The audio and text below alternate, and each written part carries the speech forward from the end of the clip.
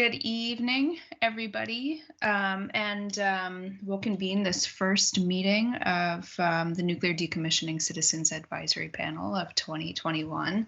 This is a rescheduled meeting from March 15th. We had to reschedule because there was a network-wide Teams crash. So here we are. Thank you for everyone who was able to be here and be flexible with us. I am the current chair and new for 2021. My name is Emily Davis, and I'm the citizen appointee of the Senate President Pro Tem. I think maybe to start, we'll go around with a quick round of introductions for the panel members who are here, just to introduce yourselves to everyone else. And before we do, I think I just want to, as a quick housekeeping note, I'm currently playing mute whack-a-mole as quickly as I can. So if you're off mute, I will mute you. There's another one, but please do me a favor so I don't have to be too distracted, and we can all focus on this work, is to mute yourselves upon entry. And I also want to acknowledge that we are very sadly down a panel member since the last time we were scheduled to meet. Paul Wolosow, who was the newest member of NDCAP, we had gotten sad news that he had recently passed away. And so we regret that we're not able to work with him more, because we think he brought a lot of really great energy onto the panel. And we really wish the best for his family right now. But without further ado, I'll start off with introductions for the panel members who are here. I'll start from the top. Maddie Arms, are you here? Hi, Emily. Yes, I am. Madeline Arms from the town of Vernon.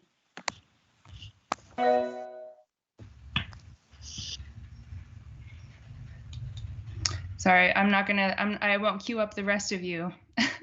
This is self-organizing from here on out. Any other panel members, hop in. Chris Camp, New England Regional Commission. Brett Long, Deputy Commissioner of the Vermont Department of Economic Development. Lissa Weinman, citizen appointee.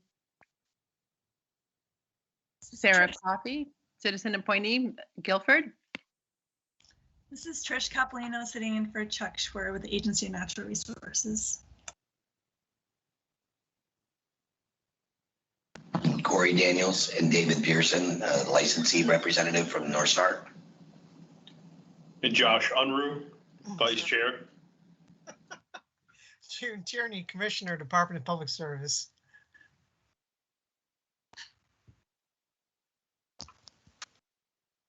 Marvin Resnikoff, citizen appointee.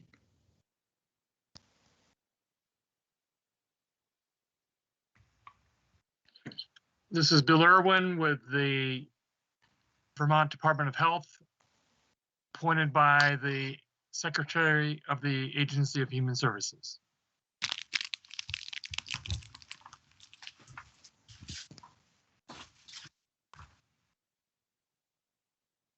And as far as I can tell, that's everyone we have from the panel. Okay, great. Certainly enough to get us started. I think that we're only, I haven't heard from Representative Sibilia, but maybe she'll come in a little bit later. She'll be coming in. Emily, this is Sarah. Hi, Sarah. Okay, great, thank you. Then panel, the first thing on the agenda then is any amendments to the agenda. Anything anyone wants to add? Okay, with no changes then, we'll go to review and approval of the December 7th meeting minutes. Can I get a motion for approval? Madam Chair, I did, as I was reviewing the minutes earlier today, I did notice one error that I think needs to be corrected. This is on page 5, lines 30 and 31. There's a statement that says Corey Daniels replied that almost of the waste goes to the WCS Texas Compact. I am proposing that we add the word all immediately following almost. Corey Daniels seconds that motion. Great. Okay. And that was the only thing I found on my review. I don't know if anyone else found anything. I have not. Any other panel members have any other additions or edits?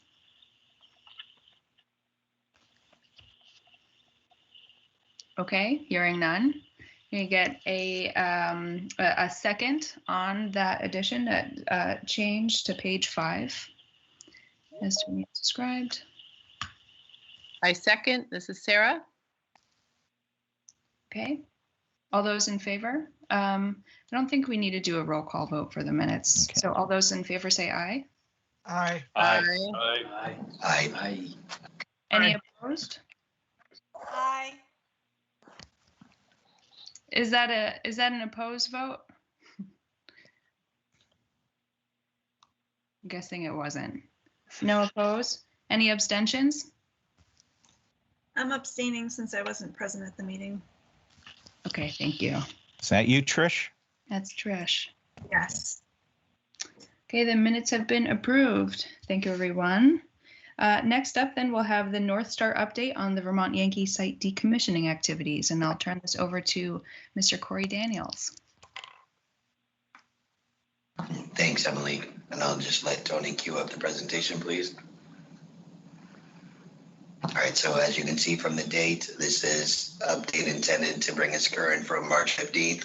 We did not change the presentation for the last few weeks. Next slide, please, Tony. Like all our presentations, we start with safety with all we do, target zero slide, 0 accidents, the best performance we can with radiological, environmental, industrial, and nuclear safety.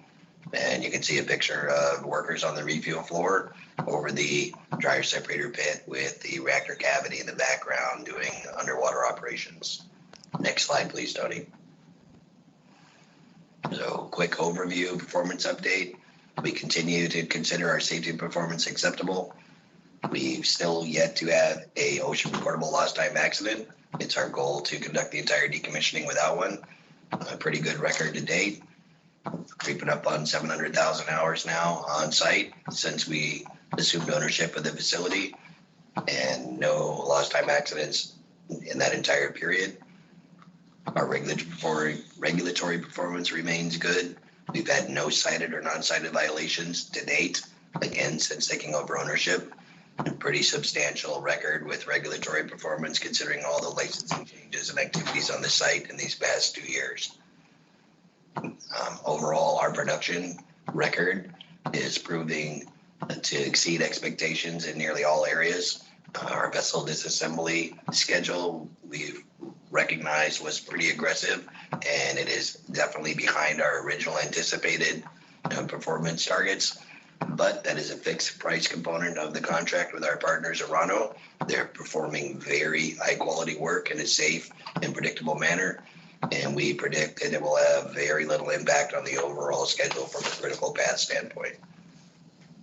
Next slide, please. Macro of our project schedule, just to help folks understand the general timeline for the major activities that happen during the decommissioning. Across the top, you see the spent fuel management will continue until the Department of Energy executes on their obligation to take the fuel. The site restoration and final status survey, between the preparations and work, that will happen right through to the finish line of finishing the final status survey and getting that cleared through the Nuclear Regulatory Commission. The large component removals for the bigger items happen in the first few years of the decommissioning. And then you can go on to see the details for all the different demolition and decontamination activities for the rest of the site will happen in accordance with the various ways we're able to bundle the resources and conduct those in the most efficient and cost-effective manner. Next slide, please. So this graphic has come up throughout all our presentations. Just a reminder of how big a job the reactor vessel segmentation is. That is a picture of a BWR 3-4 with a Mark 1 containment. That's the type of reactor we have, a boiling water reactor. You can see going down the left-hand side, which kind of mimics the arrows across the bottom, the progress. Most of the difficult components have been taken apart, segmented, and packaged. The shroud cylinder is probably one of the more difficult components, and we're nearly complete with it with no real problems at all making that occur. We've had a couple of tooling challenges where we've had to fix and repair equipment, but nothing unanticipated throughout the entire progress of this effort.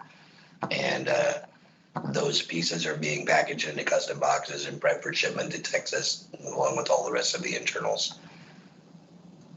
Next slide, please. Some photos of activity on the refuel floor, fairly recent. These were packaging up control rod guide tubes. Gives you an idea for some of the internal components of the reactor and the type of package that they get placed into. And while the work happens underwater and they are activated, they're not as incredibly radioactive as some folks might imagine. And you can see the workers in pretty close proximity, making sure that the lids go on and the packages are put together correctly and they're prepped for shipment. Next slide, please. This is an underwater photograph of the WAS system. That's the water aggregate suspended solids hydrojet cutting system. The pictures are actually reversed. I'm sorry, I should have put the photo on the right first. You can see the jet itself making the cut, and the picture on the left is what the backside of the shroud looks like as the water jet actually slices through it. But pretty significant equipment and very effective for the cutting of the materials that we have in the reactor at Vermont Yankee. Next slide, please.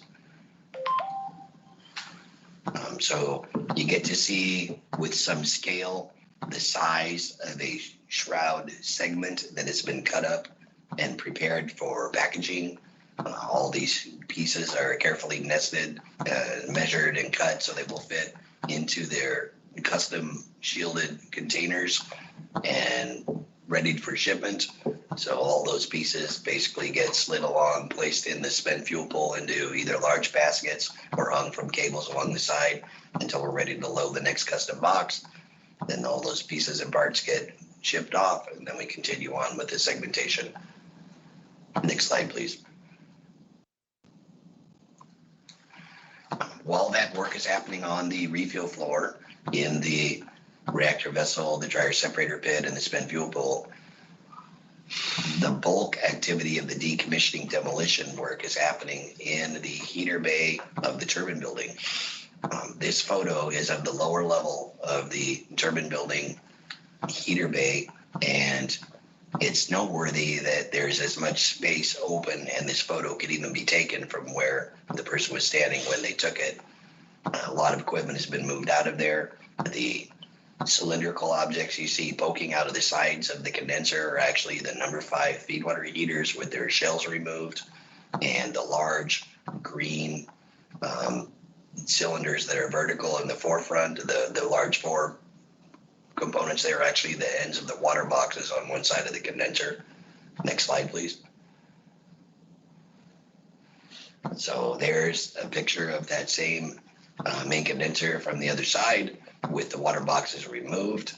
You see the large circ water pipes and valves sticking up out of the floor. They used to connect to those water boxes. All that material is already gone and it's been cut and removed out. You'll see a little more in the following slide. Next slide, please, Tony. Again, another shot of that large area open with the moisture separators in the overhead. Pretty big, 115 tons each, suspended from the ceiling. Some of the plant was constructed around them, so those actually get cut out in pieces as well. Next slide, Tony. So this is another room adjacent to that heater bay area where the large condensate pumps were that sent the water to the non-tube side of that condenser. And those are the large pumps that did that work for most of 44 years. You can see the pedestal of one pump on the right with the pump hanging below it, and the other 2 in the background actually with their motors still intact. Next slide, please. And that's the same room after about a week of our demolition team removing all that equipment. So it's a common theme. You see a photo with a whole bunch of large pieces of equipment and then a photo of an empty room.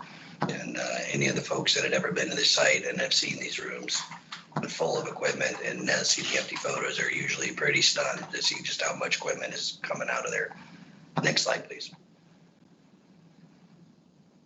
So this is a photo from the outside area called the AOG courtyard. It's the area between where the advanced off-gas building used to exist and the turbine building and reactor building. Those walls, concrete walls, were saw cut with a large track saw to allow access into the rooms where the emergency diesel generators were kept. These were the important diesels that would provide power to allow safe shutdown of a reactor and to provide our own independent power in the rare instance where all offsite power was ever lost. All the equipment and all the materials in those rooms has been free released. It actually didn't have any connection with any of the radiological components of the power plant. So we were able to open the walls up and then start demolition of all those components and pull them right out for disposal right through the walls in the exterior courtyard. Next slide, please. So that's very close to the same location where that photo was just taken of those two walls. That's that courtyard area. We're actually standing where the old AOG building, Advanced Off-Gas Building, used to exist. And you can see in the foreground, there's a large round dirt space. There was a 50,000 gallon Demon storage tank that's already been demolished. And then the tank behind it, I apologize for the yellow writing. I'm not even sure I knew it was on there when I made the slide. That says 500,000 gallon condensate storage tank. That was one of the tanks that held the same water that was used throughout the power plant. That'll be demolished here in the next few weeks. There'll be a fixative applied to the interior side of all that tank for the extremely low levels of fixed contamination. And then the tank will basically be cut up and dispositioned and sent out by rail as well. Next slide, please. Some of the other activities going on at the site, quite a bit of legacy security equipment at the power plant still. Most of the nuclear plants in the country spent about $10 million after 9/11 and hired another 100 plus or so personnel to provide security functions that they're running and operating power plants. And some of this equipment is no longer necessary. So we are now dispositioning it. And when we got the large equipment and it makes sense with all the right resources, we'll disposition all these. And if we can perform some asset recovery for them as well, you know, bullet resistant steel and bulletproof glass is still fairly valuable in certain circles. Not that we've been able to recover much from these items, but it's important to recycle everything that we can. Next slide, please. So shipping and material volumes, pretty steady through the winter, somewhat seasonal.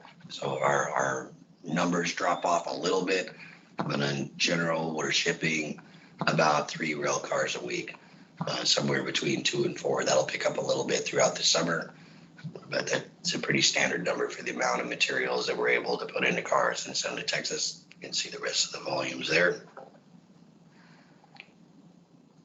Next slide, please.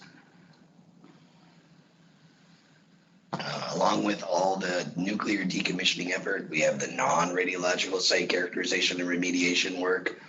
Not a lot new on this front, just continuation of previous reports. The Agency of Natural Resources and their contracted resource, ATC, regularly interface with our team. They've completed their reviews of our investigation report and provided comments. The final addendums was issued. The 3 corrective action plans that were previously discussed at the last meeting have been all the way through the public notice process and are approved. Those are for small, what we call dig and hauls for the most part, small remediation activities where we'll remove some soils and then replace that soil with soil from nearby fill that meets all the requirements of our MOU, the correct type and basically indigenous to this area. We've since finished 2 additional corrective action plans, and they've been submitted to the department for review. And those were also just for historical diesel leaks that were previously identified and actioned, but they won't happen until the building foundation or slabs come up where the warehouse and some of those leaks occurred. But again, very similar, just soil removals, and test the perimeters, and then refill that location.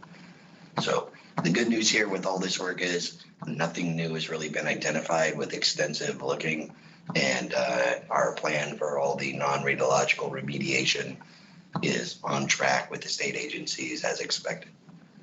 Next slide, please.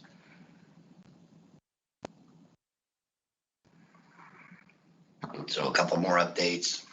We have a risk evaluation and review with the Agency of Natural Resources. Already mentioned, no new areas have been identified. We continue to do quarterly monitoring of all the sentinel wells on the site. The annual summaries on track for completion before June. All the samples that we have taken, many of them with Agency and Natural Resource folks or their monitoring, all show good correlation of the data. And we continue to collaborate with the agencies on biweekly phone calls to talk about any progress or needs or items of interest to ensure that we stay well connected with their efforts and they support the decommissioning activities that we're doing. And we got a dewatering permit finalized through the DEC just recently, which is a good thing.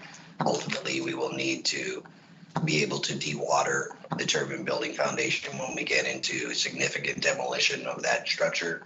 And this will allow us the mechanism to remove the water out of the way to allow that work to occur. Next slide, please. So as I mentioned, that big condensate storage tank is going to be demolished. A few other items of interest, small skyline change items. We have meteorological towers that kind of look like the big tall radio towers. There's actually 2 of them on the site. Those will both get taken down.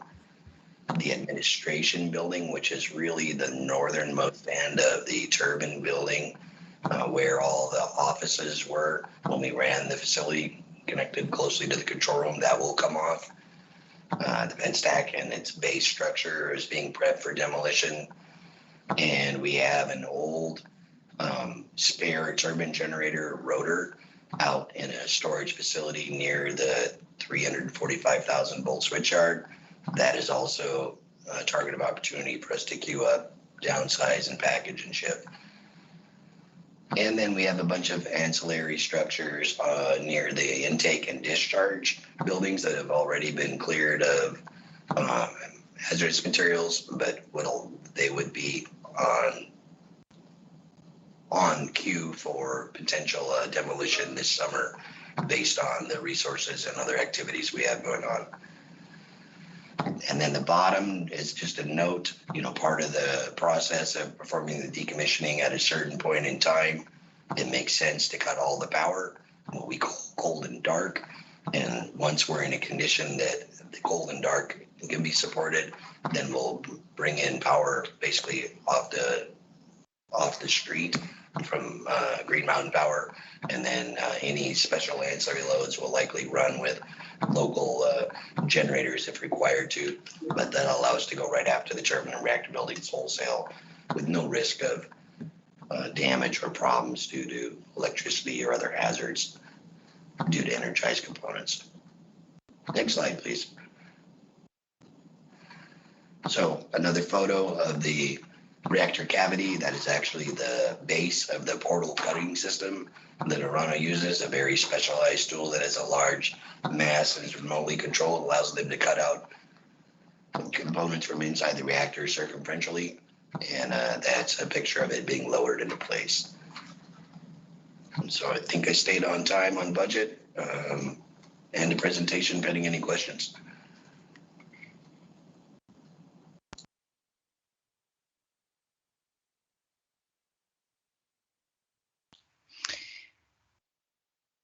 I think we'll just, maybe Marvin, we can stick with your question and then you could go through the state agency reports and then have a panel question and after that. If that's it's okay, if you have a quick question, Marvin. Go ahead.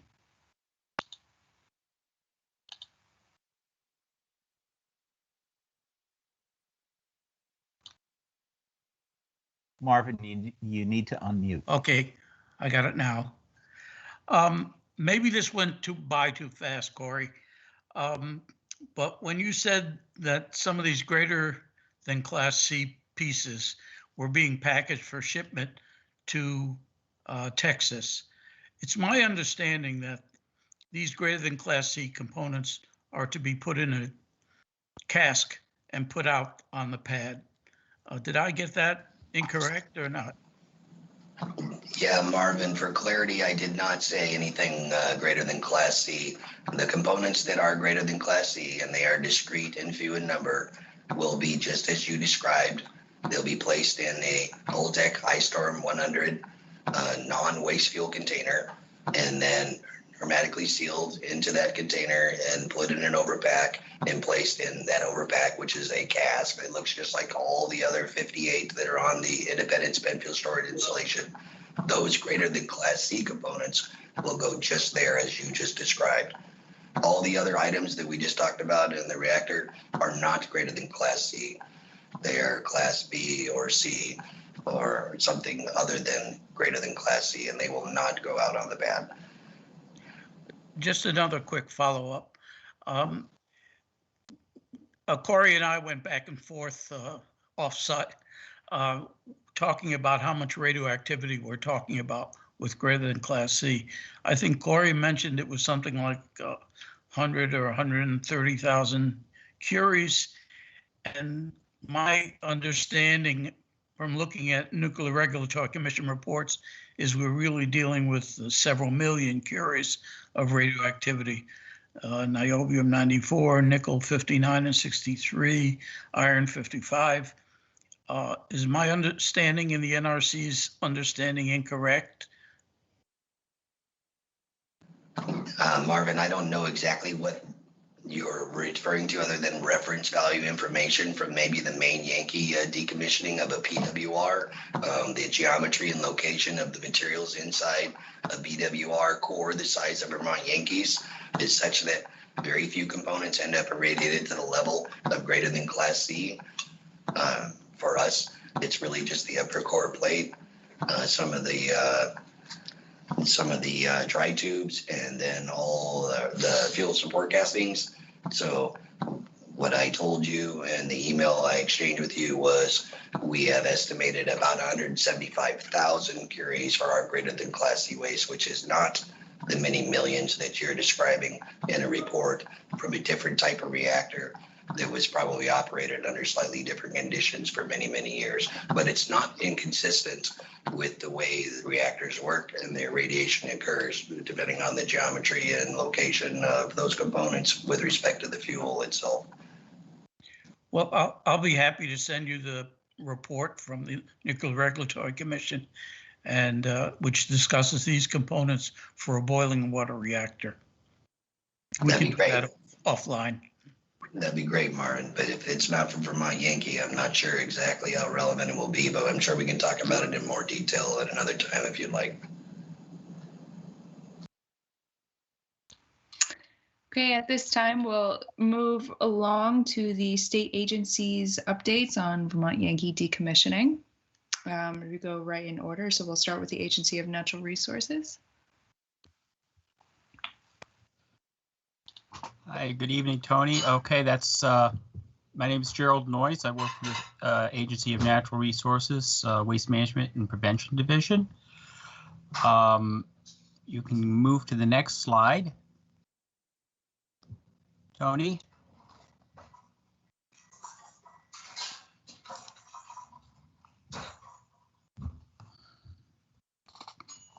Tony, can you switch to the next slide, please? There we go. One thing we're trying very hard to do is keep in communication with the various parties. The ANR, Department of Health, NorthStar, and Haley and Aldridge hold regular bi-weekly teleconferences to keep up to date on what's happening out at Vermont Yankee. In addition, the ANR Public Service Department and their consultant, 4 Points, meet monthly to review site progress, expenditures from the Decommissioning and the Site Restoration Trust. We also attend the quarterly NDCAP meetings and give our updates. When permits or corrective action plans come through for our review, part of the review process is that these plans are put on our environmental notice board for public comment. And we also try to, we maintain a public information website through the ANR, and then NorthStar does also. ANR and Department of Health and Public Service Department, we all have regular on-site visits, although they have been somewhat restricted due to the COVID crisis. The ANR's last site visit was in November 2020. There weren't any in the first quarter of 2021 due to work schedules, holidays, and the COVID. Tony Lashinsky from the Public Service Department, of course, is on site and regularly meeting there. Next slide, please. There is a quarterly groundwater program, quarterly groundwater monitoring program. Because of the way the quarter started, the actual end of year sample is, the first calendar quarter of 2020. So we're expecting a annual report from Haley and Aldrich, and a quarterly sampling still continues and was performed in March, and it includes split samples with the ANR contractor, where the ANR contractor ATC sends samples for offsite or for analysis at a different lab than Haley and Aldrich. And so far, this split sampling has shown that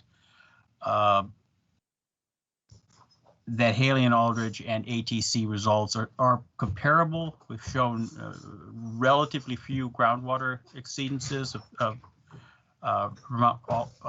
water quality standards. Continue to show that there's no area-wide groundwater contamination for non-radiological compounds. There are, of course, there were some areas identified by Haley and Aldrich and NorthStar of fuel oil contamination primarily. And like I say, the split samples have verified those results. Next slide, please. Haley and Aldrich is the NorthStar environmental consultant for non-radiological data. We continue to work closely with them and review their submissions. Most recently, they submitted a non-radiological data evaluation report, and this has been forwarded. I've reviewed it, and then we've also forwarded this to the Vermont Department of Health risk assessor for evaluation. And this evaluation from the DOH has been on hold because of COVID and their personnel. However, we expect to work with the Department of Health after May on reviewing this risk assessment. As Corey mentioned, the groundwater interception trench or interception wells were installed, and a permit has finally been issued for that. So that will be discharging the clean groundwater that is going to be pumped before it gets to the reactor, the turbine building, and it will be pumped and then discharged to the Connecticut River through the former cooling tower water discharge system. And a test program has been established by the permit, so they will be so Vermont Yankee will be required to test this water before discharge.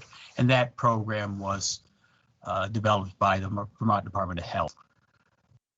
I guess we can go to the next slide. Tony? Yeah, Okay, I've moved the slides forward. Every now and then there appears to be a lag in from when I move them forward Okay. where it actually shows up with anyone else. Okay, thank you for letting me know. I have not received any new corrective action plans other than the 3 that were previously submitted, as well as a general corrective action plan. I know that Haley and Aldrich said they were coming quite soon, but these were previously approved by the DEC and had been gone through the public notice, and no comments were received, and they've been approved for implementation when the as the demolition schedule allows. And these are just generally contaminated soil will be excavated and then shipped off-site. Next slide, please.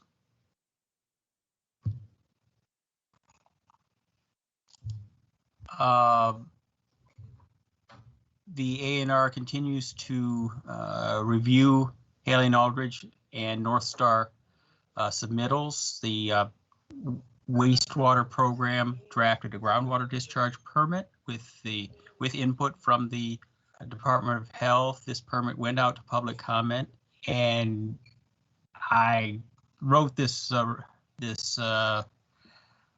presentation for the March 15th meeting. It's now April, and that public comment period has ended, and the permit has actually been issued. So it's no longer out for public comment. It is has been issued.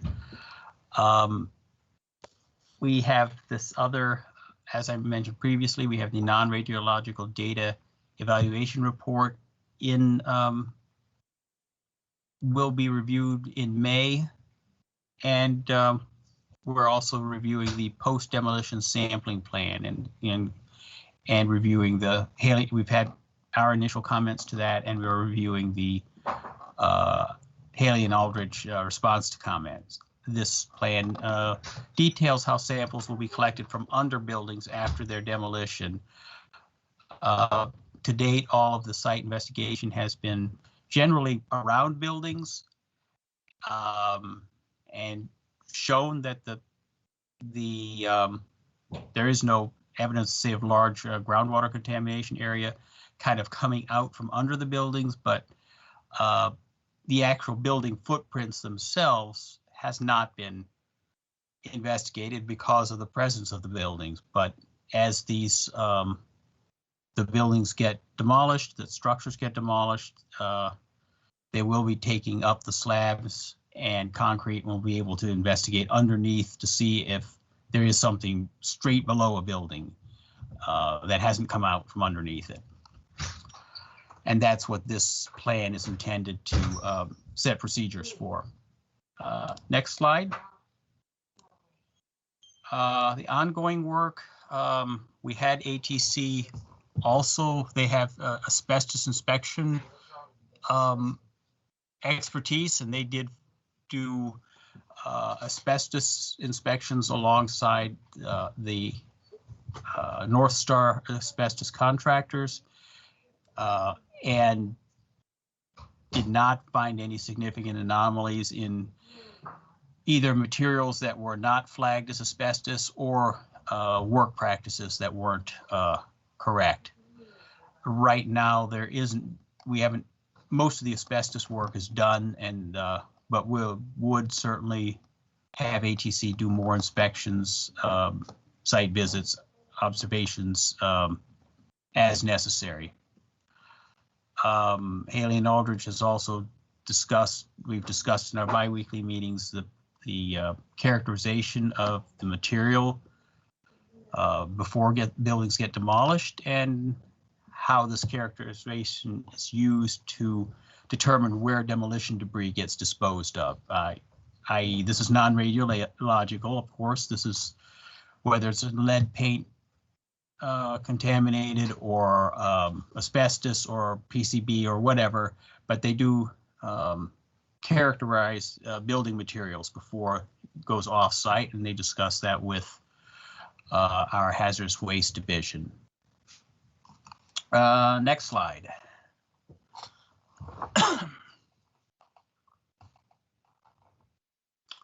Okay, well, as I said, we have our technical support contractor, ATC Group Services. They are going to continue to provide their evaluations of Haley and Aldridge submitted reports and work plans. They did also review the non-radiological data evaluation report. They will be continuing to do split samples as requested by the DEC. Will continue asbestos work as necessary.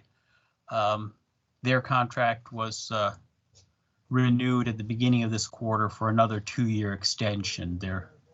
They've been quite useful for the A&R to provide a second set of eyes, and I think reports I've heard back, they've been working well with Haley and Aldridge, and so that has been good. The last slide is our expected future work for the DEC.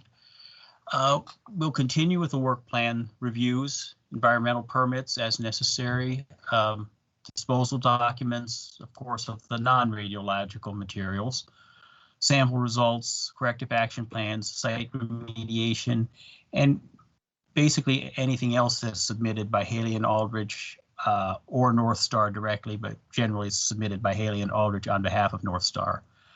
We'll be using our technical support contractor, ATC, to continue with the split sampling and submittal reviews.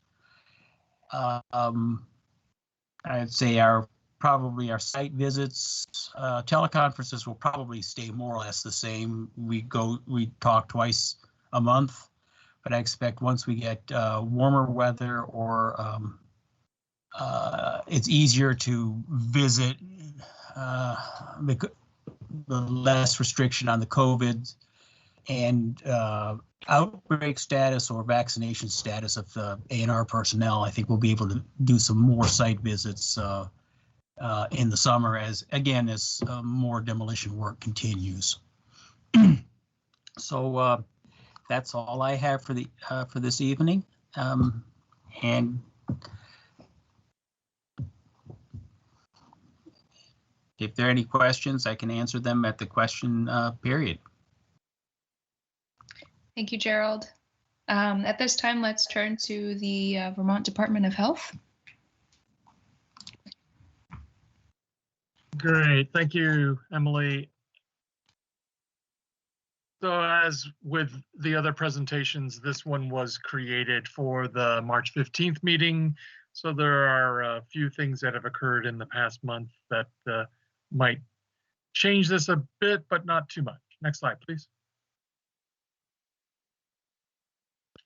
So unfortunately, as everyone knows, COVID-19 has been a very important response activity for the Department of Health that has caused some of the work of the department to be put on hold until we are better able to return to that work, which we're anticipating may occur after July 1st. However, of the work that is considered to be what we call Tier 1 activities, work that has to be continued to some degree, Vermont Yankee Decommissioning is one of those Tier 1 activities. And it's my personal responsibility, despite the fact that I also work full-time plus on COVID-19 at the State Emergency Operations Center. What we have done is, as Gerald was referring to it, have really quite good twice monthly updates from NorthStar as to the work that's taking place there. DEC, Public Service, and the Health Department are always able to ask any questions that we may have. And we get a complete report about work that was completed in the previous 2 weeks and work that is coming up in the coming 2 weeks.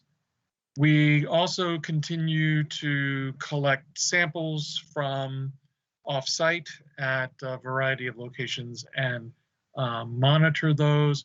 These are primarily for drinking water, for groundwater, for airborne particulates, vapors and gases, as well as dosimeter readings that measure the direct gamma radiation from the site. We have had the opportunity to conduct a few periodic inspections over the course of COVID-19, and these have allowed us to actually see what's been described to us in the twice monthly meetings. We've been very active in the creation and then adjudication of comments for the Agency of Natural Resources discharge permit for the dewatering of the ground up gradient from the turbine building. And also we monitor radioactive waste shipments. Next slide, please.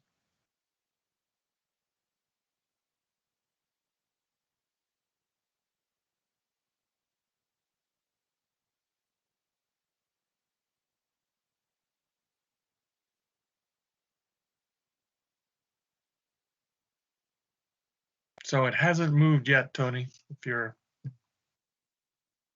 working on that. There we go. Thank you. So the twice monthly updates, very informative. We get a lot of detail, and it allows us to ask questions about the nature and the pace of work.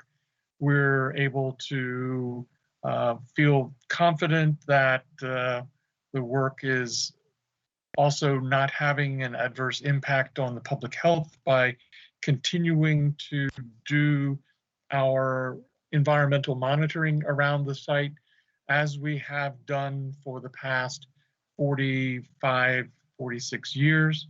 And this allows us to identify anything in the air or in the water or direct emanations from the plant that could be of concern to us, and we have not seen anything of that nature. We have been able to see most of the most significant evolutions as they've taken place on the refueling floor of the turbine, of the reactor building, of the demolition of major secondary components in the turbine building, as well as some of the structures on the exterior buildings and exterior grounds. And we, again, have had an opportunity to make sure that our goal that any reactor-related radionuclides are detected in the water prior to its discharge into the Connecticut River in the dewatering system extraction wells. The way that this is working is some wells that have been drilled that are, again, up gradient of the turbine building. That means that they are designed to pump the water before entering into the turbine building. And then that water is pumped to a billion-gallon water storage vessel that was previously used for emergency water supply in the former cooling towers. That water is sampled and verified to have no radionuclides above detection limits that are described in the permit. If there is contaminant found above those levels, then there would be an investigation that all parties, Natural Resources, Health Department, and of course, NorthStar would participate in. So that will be starting soon, and we'll be very interested in seeing how that goes. Next slide, please. One of the more important indicators of what's happening there at the site is the shipment of radioactive waste. Obviously, they are demolishing the structures there.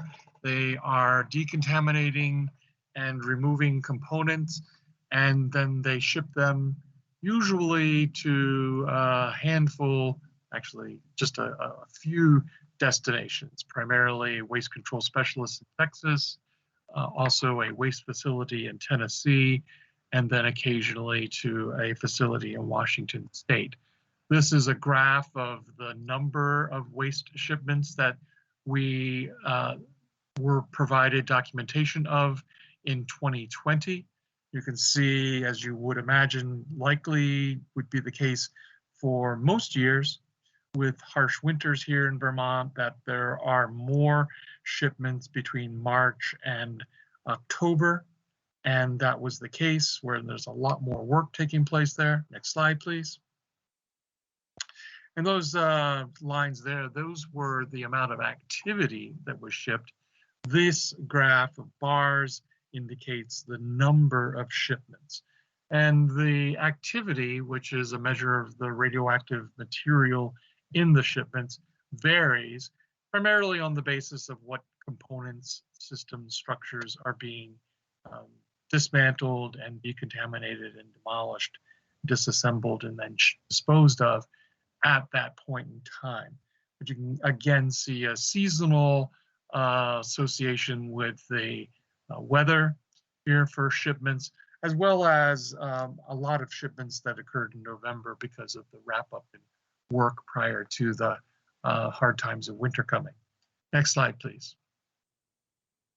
We do keep track of all of this for each month, and we'll continue to do so until the plant is entirely decommissioned. And so these are the first 3 months of 2021. These are the number of shipments. And then on the next slide, please, we have the amount of radioactivity. We do have, as you can see here, some occasions where the shipments have much higher radioactivity associated with them. This is typically because the components are coming from the reactor vessel, as opposed to some of the turbine building components that are being disposed of. Obviously, those that are coming from the reactor vessel and those that will come from the reactor building, from the rad waste building, and perhaps some other buildings will have more radioactivity. And in addition to just having information about how much total activity, as you're seeing described here, our documents actually provide more specific information about the kind of materials that are being shipped. And of course, when we have the twice monthly meetings and we have the opportunity to physically inspect, it gives us a great opportunity to have a sense of what kinds of materials will be coming through. And then we have that validated with the documentation of shipments. So that's our report from the Department of Health, and we'll take questions at the end. Thank you very much. Thank you, Bill. And then at this point, we'll just go on to our final state agency update from the Public Service Department.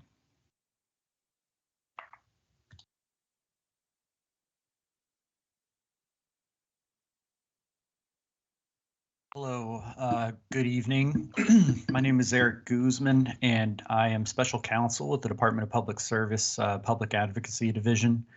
I'm here to provide the committee a brief update to the department's oversight of the Vermont Yankee power plant decommissioning since the last meeting in December. On this call are Nicholas Kapik and Mark Gamir from 4 Points Group. They are the department's financial and technical consultants during the decommissioning process.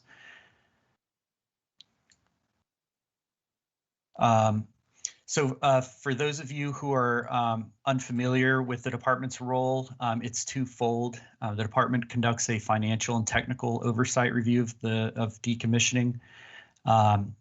Each month, the department receives monthly summaries of expenditures and detailed financial documents for review to analyze the financial health of NorthStar, as well as to assess the viability of the financial assurances required under the Memorandum of Understanding.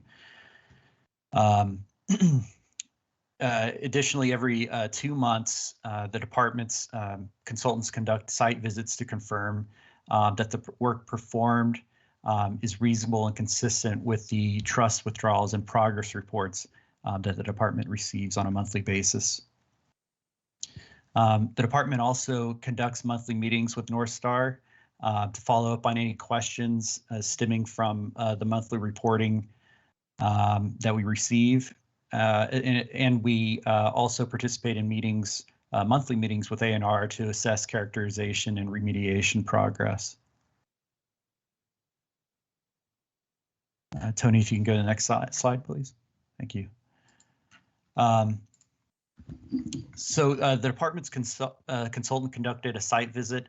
The last site visit was in early February, observing the work activities, and concluded that no conditions observed were inconsistent with the project progress reported by NorthStar in their December 2020 and January 2021 status reports. And based on the documents received thus far and the site visit, NorthStar appears to be on track to complete the project with the available funding under the Nuclear Decommissioning Trust and Site Restoration Trust funds. And also at the end of each year, at the end of March of each year, NorthStar provides an annual public certification as well as financial disclosures and reports to the department. The annual public certification is available to the public, and that's posted on the NDCAP website. The financial disclosures and reports that are submitted annually, which include audited financials of the previous calendar year, as well as audited statements for the NDT and SRT funds, were received by the department, and the department is currently reviewing those financial disclosures.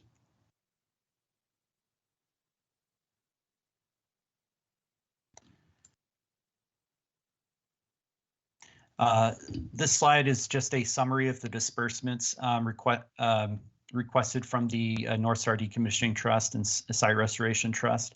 All of these disbursements are for work that's already been completed. And as of the end of March, the Decommissioning Trust was roughly $342.5 million remaining, and the Site Restoration Trust balance is roughly $60.5 million.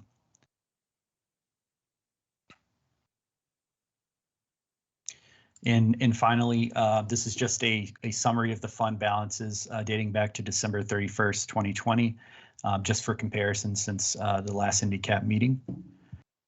I noticed that I believe it was Chris just asked in the chat whether the annual submissions were received. So yes, they were, just to answer that. And that is it for the department's update. Thank you.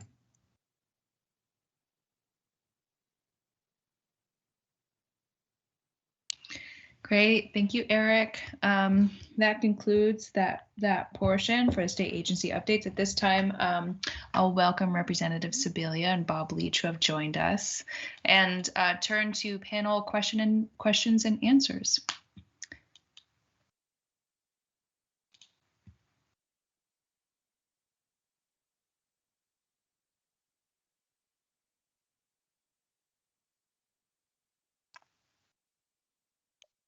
I have a question. Go ahead, Lisa. Sorry, trying to raise my hand. Just for Corey, regarding the regarding some of the equipment, you mentioned how you're trying to recycle stuff, and the old diesel fuel generators, those gigantic ones, you said they were being destroyed, but it seems to me like they probably would fetch a good price.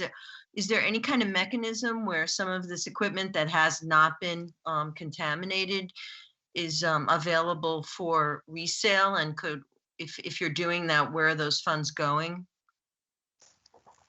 Thanks. Sure, Lisa. For the equipment that we are able to find a buyer for, we do have a couple of folks that work specifically with asset recovery to try to make things like that happen. And I can give an example of some of the big fan motors that were on the cooling towers. I believe we were able to sell those to someone interested in collecting a number of the motors similar to that. A few other components when we first shut down and we're still owned by Entergy, we were able to share with other utilities that needed similar pieces of equipment. The challenge is with that type of asset recovery, the cost of removing, maintaining the pedigree, and getting the equipment shipped to a location often exceeds or comes close to challenging the purchase price for many of those components. And while, for instance, those diesel generators that you mentioned seem like they'd be pretty valuable, they're antiques, right? Those are pretty big old Fairbanks Morse diesel generators. And while I think they're still valuable, it's really hard to find a buyer for those. So it just becomes a reward worth effort exercise, and we're often on the end of it not being cost effective to do so. But to answer the second part of your question, since NorthStar is a licensee and owns the asset, those assets that we're able to recover funds for, those funds actually go back to NorthStar, but we keep all those funds in contingency for the project. Thank you. You're welcome.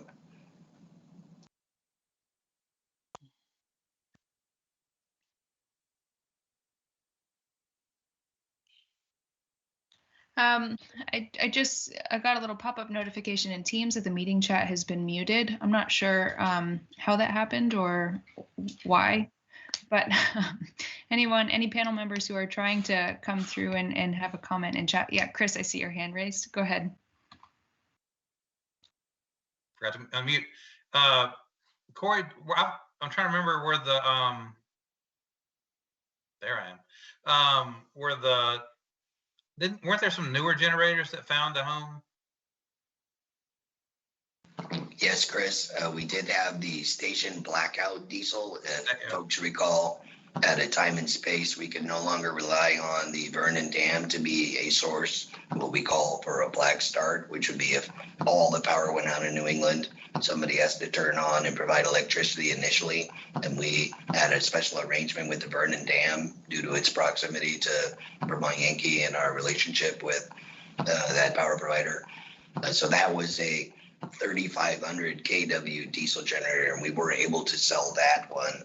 There was also a small, I believe, 145 kW diesel generator that we had procured for the interim period supply of the security equipment that was necessary when we first shut down. We were also able, we may have even donated that. I think we were able to give that one to, if I recall correctly, to the relief effort in Puerto Rico during the significant hurricane that destroyed so much. But again, these asset recoveries, a couple of neurons are firing, a few other things. The main we were able to sell for scrap and recycle some of that material, a good amount of copper in that. There was a time and space where we probably could have sold the entire transformer, but would have interfered with the schedule and timing for the tri-fuel storage campaign, and that didn't work out either, so it ended up going for scrap. But yes, Chris, there was a couple other diesels, newer ones, modular, that we were able to sell or have some type of asset recovery for. Does that answer your question? Yep, thanks.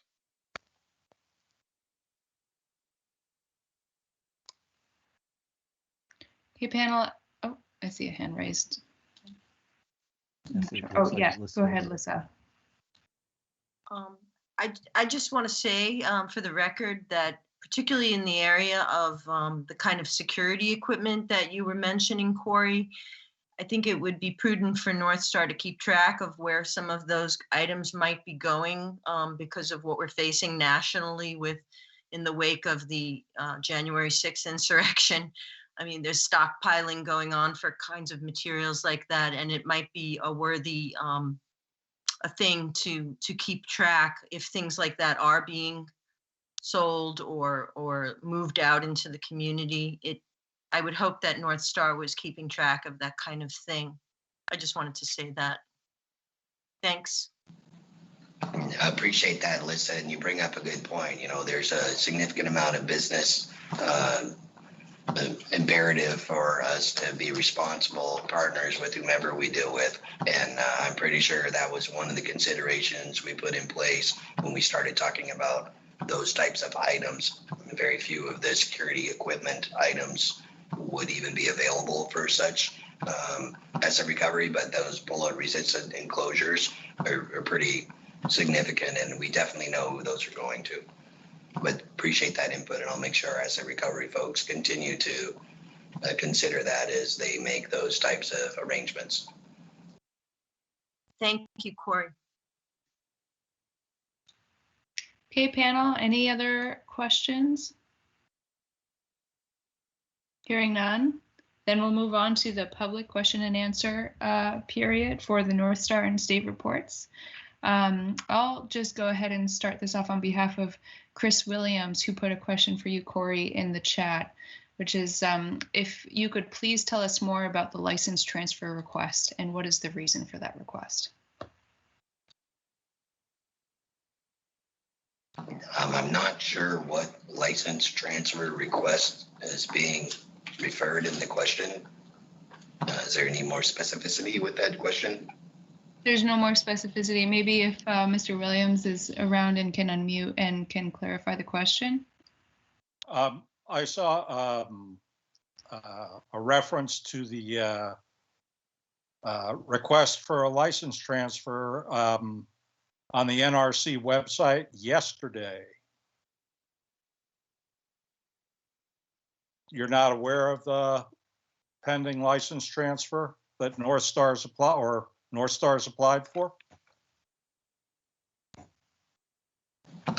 I think what the gentleman may be referring to was the approval for a previously requested adjustment to our license, which may show up as a license transfer request in the language that had to do with the reorganization of the nuclear business components by our owners for the structure of the different companies under our owners, including WCS, that are part of our decommissioning business.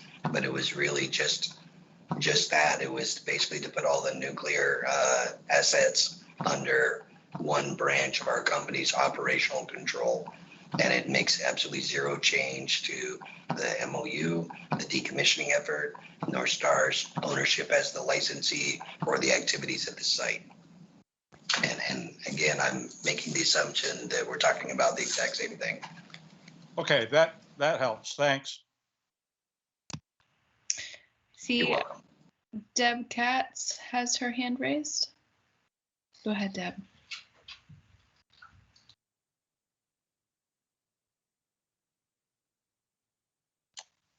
Deb, you're still muted. Look for the. There you are. You muted yourself again. No. There you are. Okay, Deb. Yeah, you keep toggling back and forth. There you are. Stay there. Okay, I haven't touched it actually. So, I wanted to ask a couple of questions about the core shroud and then the vent stack. But in terms of the core shroud, what's the estimated Curie count of the whole shroud, Corey? Is there a sense of that?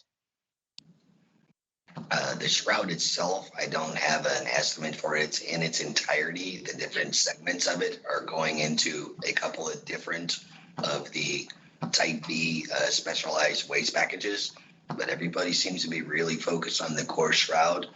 To be clear, no components of the core shroud are GTCC for the Vermont Yankee vessel segmentation. No, I understand that. I'm not looking at greater than Class C waste. I'm just interested. So in terms of each of the packages, what is the Curie count in those packages and how are they being shipped in terms of how is the package? What does the package look like? So that's a pretty detailed question, and the packaging plan is several hundred pages in the aggregate for all the different components of the vessel. Each of the specialized, I'll call them custom boxes, for which we had 17, of which I think there's 3 or 4 that the individual core shroud pieces will compromise some constituents of those full packages. Each one of those custom boxes will have a different total carry content.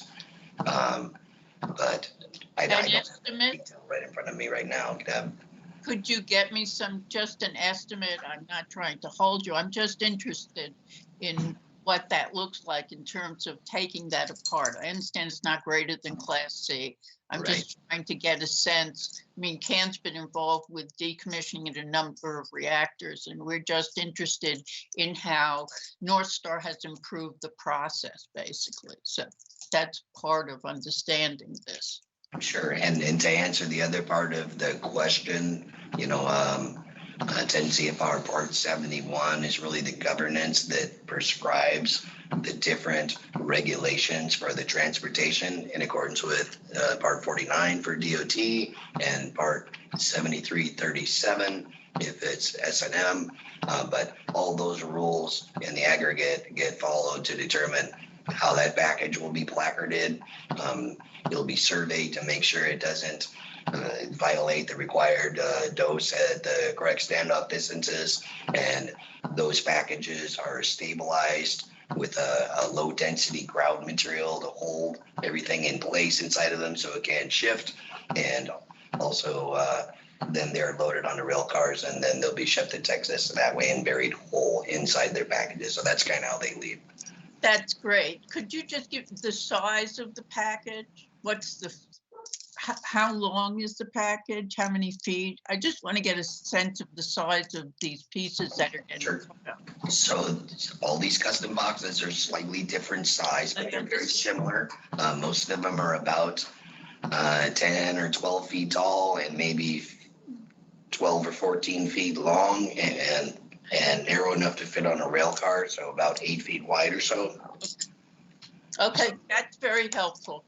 The other question I had was about the vent stack, because in fact there was radiation. I mean, if this is the brick stack that on the property, there was radiation that was released from there. So I'm wondering what the decontamination process of that is and how you're dealing with disassembling it and working with it. So similar to the other structures that we will demolition, very much like the advanced off-gas structure that also, had radiological systems inside of it. It will be highly surveyed. If there is any fixed contamination on it, that will be fixed additionally with some type of coating. And then the stack will basically be demolished so it drops inside of itself, and then the material will be pulled out. But it's not made of brick for posterity. It's concrete, right? Okay. So it's a poured stack. But the gaseous effluent that existed as a component of the stack's ventilation system that operated for some 44 years doesn't really stick to the stack or fix itself to it. It's a very small component of it. The stack's actually fairly clean from a radiological standpoint, just to talk about it in simple terms. Thank you. That's very helpful. And I did have one question for the DEC for Gerald Noyes, if it's possible, or I can wait and other people can have a turn to ask questions. So. Go ahead, Deb, and then we'll turn to Kevin Camps afterwards. Okay, so Gerald, I had a question about the asbestos and the contamination. At Row and at Connecticut Yankee, this was really mixed waste. So it wasn't just asbestos, but it had radiation with it. It had some PCBs mixed with it. So I'm wondering how that's being dealt with and where it's being shipped and how. Okay. I've been dealing mostly with the coordinating with ATC to make sure that asbestos is removed in a correct manner. I mean, the health department also had an asbestos inspector on site once or twice. I'm not the hazardous waste specialist in our group, but my understanding is if it is a mixed waste, that is, has some radiation in it, then it would go to WCS with the shipments that go there. I think Corey can correct me if I'm wrong about that. If it is quote, pure asbestos, meaning it's not a radiologically contaminated asbestos, then there are appropriate facilities for that. And I'm not certain if NorthStar has shipped asbestos as to a certified asbestos facility or or if it's all been shipped as mixed waste to WCS. That would be something that Corey would have to answer. But I think some of the asbestos has actually been shipped to facilities that are licensed to accept asbestos, non-radiological, of course. Right. I guess what I'm thinking of is at other reactors, there's been mixed waste, not necessarily, I mean, at the other reactors I mentioned, there were a number mixed with radiation, but there was also some just mixed with PCBs and certain cleaning fluids. And I'm wondering, does that go to an asbestos facility, or does it have to go to another kind of facility because it's mixed waste? So just chemicals. My understanding is that there has been very little PCB waste that rises to a level of being regulated. But there are, of course, facilities that are licensed to accept that. Okay. But I know Haley and Aldrich has been doing ongoing testing because sometimes PCBs have been used in cable insulation. It's a way to make it the plastic very flexible, and at the time they were made, they were considered very high quality cable, but at least according to the work that Haley and Aldrich has done, you know, they test the cables when they become de-energized. Again, they're not finding this kind of asbestos cable coated cable on site that has been a problem at other facilities. They're just not finding it, so it just wasn't being used, or upgrades since the time that the plant was built have replaced this cable. But I think Corey would be able to tell us more the details of that, but it's not being found now. Thank you very much. Okay, Kevin Camps, you're up. Thank you so much. Hello, my name is Kevin Camps with Beyond Nuclear, and I have a couple questions about radioactive waste. The first one is probably to Corey and maybe William about low-level radioactive waste disposal destinations. I thought I heard Corey say at the beginning of the meeting that all low-level radioactive waste goes to waste control specialists in Texas, but then William said that there were also some waste streams disposed of at a facility in Tennessee and another in Washington State. So I just wondered if that contradiction could be explained.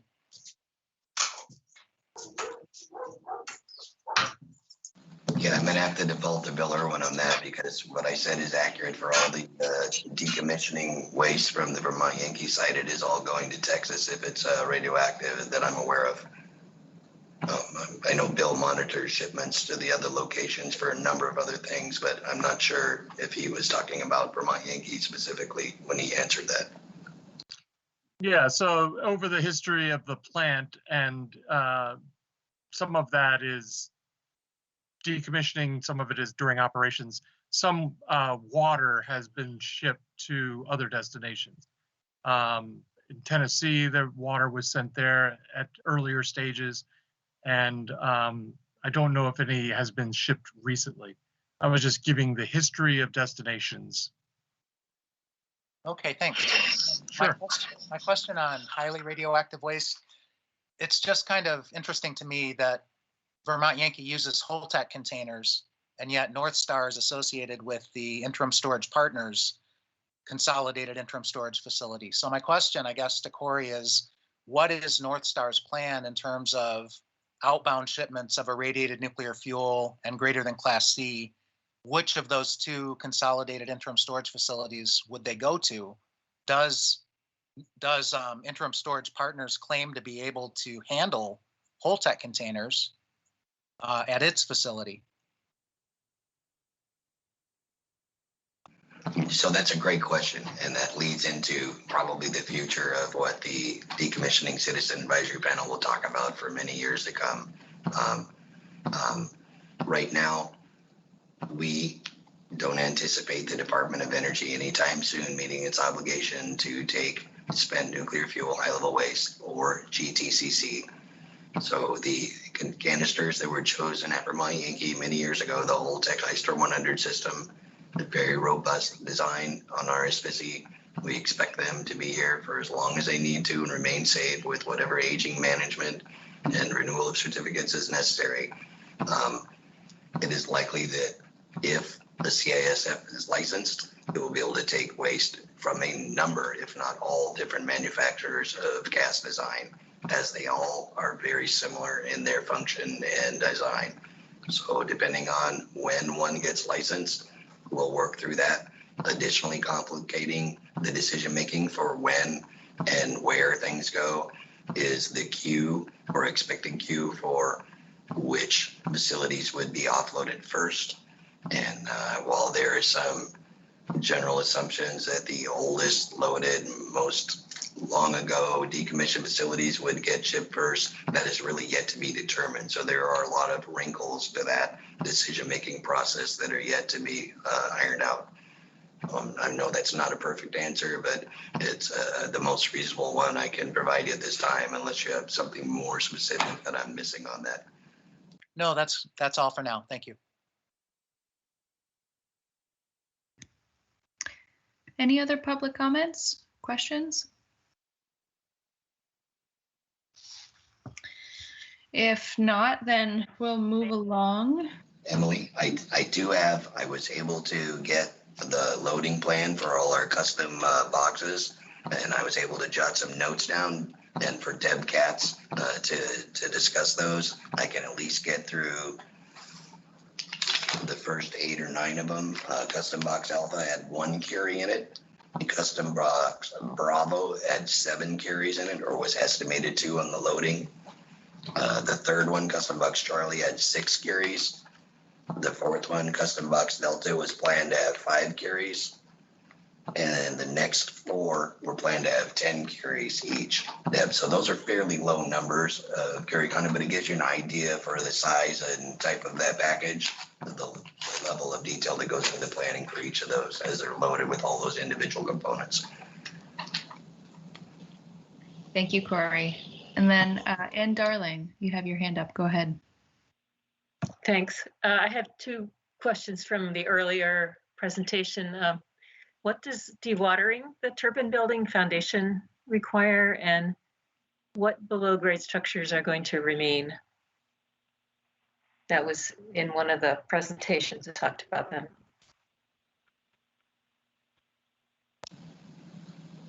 So I'll assume that question is for me as well. Hi, Ann. Nice to see you, as always. So the dewatering effort is twofold. One, we had some cold joints in the bottom of the building that groundwater was leaking into a little bit, and that's mostly subsided. It's not a very controllable amount now. But we weren't certain that would always be the case, and we wanted the ability to suppress any groundwater table near the building to prevent water from hydraulically pushing up through the floor. Because as it leaks through the floor, if there's any trace tritium or anything in the building, then the water becomes contaminated, and then we have to manage that differently, even though it's extremely low levels and there's no more source term for that. So that was one of the reasons for the dewatering. The additional one will be, as we're discussing, like any construction or deconstruction project where you have a deep basement that actually extends below the water table, you're going to have to manage that water when you get into the physical act of knocking the walls and other things down in those buildings. The final decision making for what gets left in the ground, if you recall the MOU, and we have to remove all structures to 4 feet. What gets left below that is still yet to be finalized, but a good amount of the concrete and structural steel will likely be in the ground well below that 4 foot mark. in perpetuity. That'll probably stay as just a part of the decommissioning. Okay, thanks, Corey. You're welcome. Any other public questions and answers? Okay, seeing none, then a full 2 minutes ahead of time, we're going to move on to early. Oh, sure. Yes, thank you. Hi. My name is Nancy Rice. I live in Randolph Center and a member of BYDA. And following are my comments and a request. You may or may not recall that when Tropical Storm Irene came roaring up the Connecticut River Valley nearly 10 years ago in August 2011, that destructive storm was headed directly toward Vernon and Vermont Yankee before it inexplicably took a left turn up the Deerfield River Valley, thus heading west instead of north. As a result, many of us heaved a big sigh of relief, as you may imagine. 6 months later, an MIT study was published in MIT News titled, quote, Storm of the Century, Tri-Storm of the Decade. With climate change, today's 100-year floods may happen every 3 to 20 years, according to new research. And then there's a website, which is news.mit.edu/212/storm of the decade 0213. So I'm glad to know that NDCAP is studying the various aspects of decommissioning and federal nuclear policy. At your December 7th, 2020 meeting, I encourage you to look into and seriously pursue relocating the VY hardened on-site casts in the near future to a nearby higher location and surround them with protective earthen berms, given their vulnerability to severe weather on the banks of the Connecticut River, regardless of whether or not the casks are eventually moved out of state. In any case, those casks are very likely to be in Vernon for the next 7 to 20 years before they can realistically be transferred anywhere else, due to the challenge and logistics of long-distance transfer, as well as the politics connected with this issue. In order to prepare against possible weather catastrophes, it seems imperative that the people in the vicinity of Vermont Yankee must be protected as much as possible and compensated as a host community, at least temporarily, for this risk. I feel that federal funds must be sought and acquired in order to do this. I request you address this very real concern and either use decommissioning funds for this or get federal funding for it. Would you let us know if and how you intend to address this? Thank you.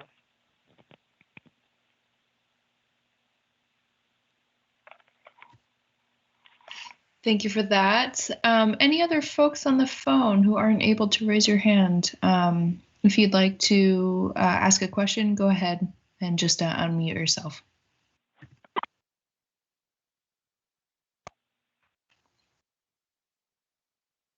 Nope. Okay, then I guess that's it. At this point, then we'll move on to early general public comment for folks who are unable to stay to the end of the meeting.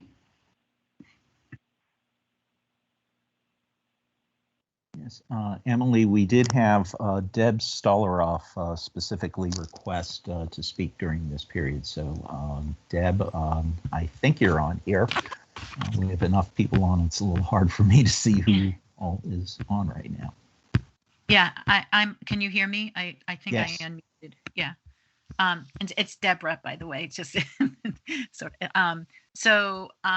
I've spoken before about this, but I want to keep reiterating every time that I speak to you guys that about the environmental injustice around transportation of the shipments of radioactive waste, and it's imperative that we continue to store and keep Vermont Yankees radioactive and dangerous waste in Vermont until there's a scientifically approved repository site or a guaranteed way in which high-level nuclear waste or any waste can be safely stored without leaks. the transportation of high-level nuclear waste, including the greater than Class C waste or internals across 2/3 of the country, is unconscionable. Transportation of Vermont's high-level nuclear and greater than Class C waste over roads and rails leaves potential for accidents.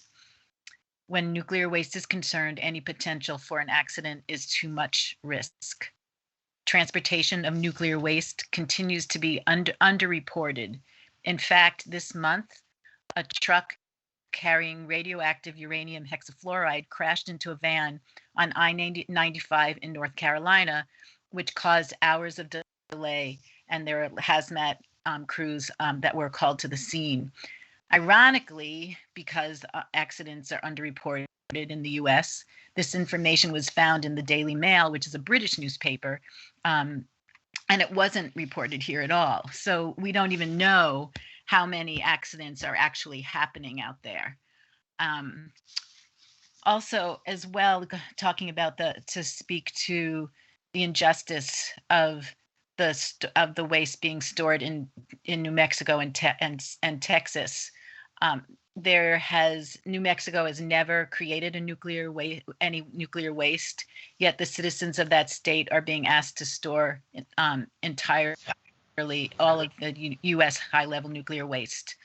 At this point, the New Mexican governor is suing the NRC and the U.S. to halt the agency's plan to hold spent uranium underground in Lea and Eddy counties for up to 60 years when a permanent storage facility would be available. The residents of New Mexico and West Texas, where Vermont's high-level nuclear waste is slated to be dumped, have little power to object to the NRC's decisions. So dumping our waste there is unjust. It's also immoral. I've said this before. So we continue to, as it was reported this evening, we continue to ship our waste out of state. None of us want our nuclear waste in our backyards. However, as I've said before, it is Vermont's choice to create nuclear waste before knowing what would happen to it upon decommissioning. Therefore, we must and need to be responsible for Vermont Yankees waste and sadly store it right here where it was created. We shouldn't send it to other states to deal with it. Thanks. Thank you, Deborah. Anyone else?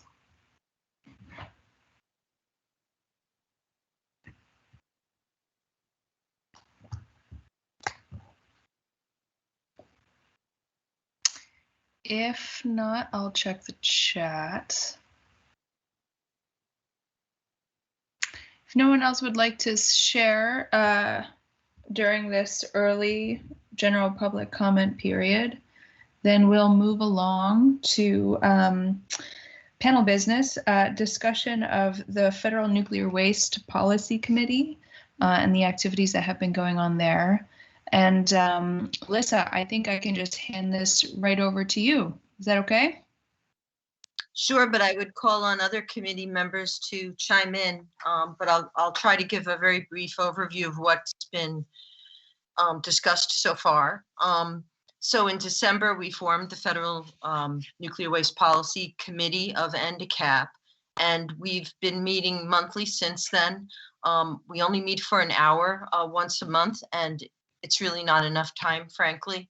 But we try to respect people's time and keep it to an hour so that we can maintain participation among committee members, realizing that a lot of the work that goes on is not at that 1 hour meeting each month, but in the extensive reading and research that's required to really try to get a handle on, what are options for the nuclear waste, spent fuel, high-level radioactive waste. There's many terms for many different kinds of waste.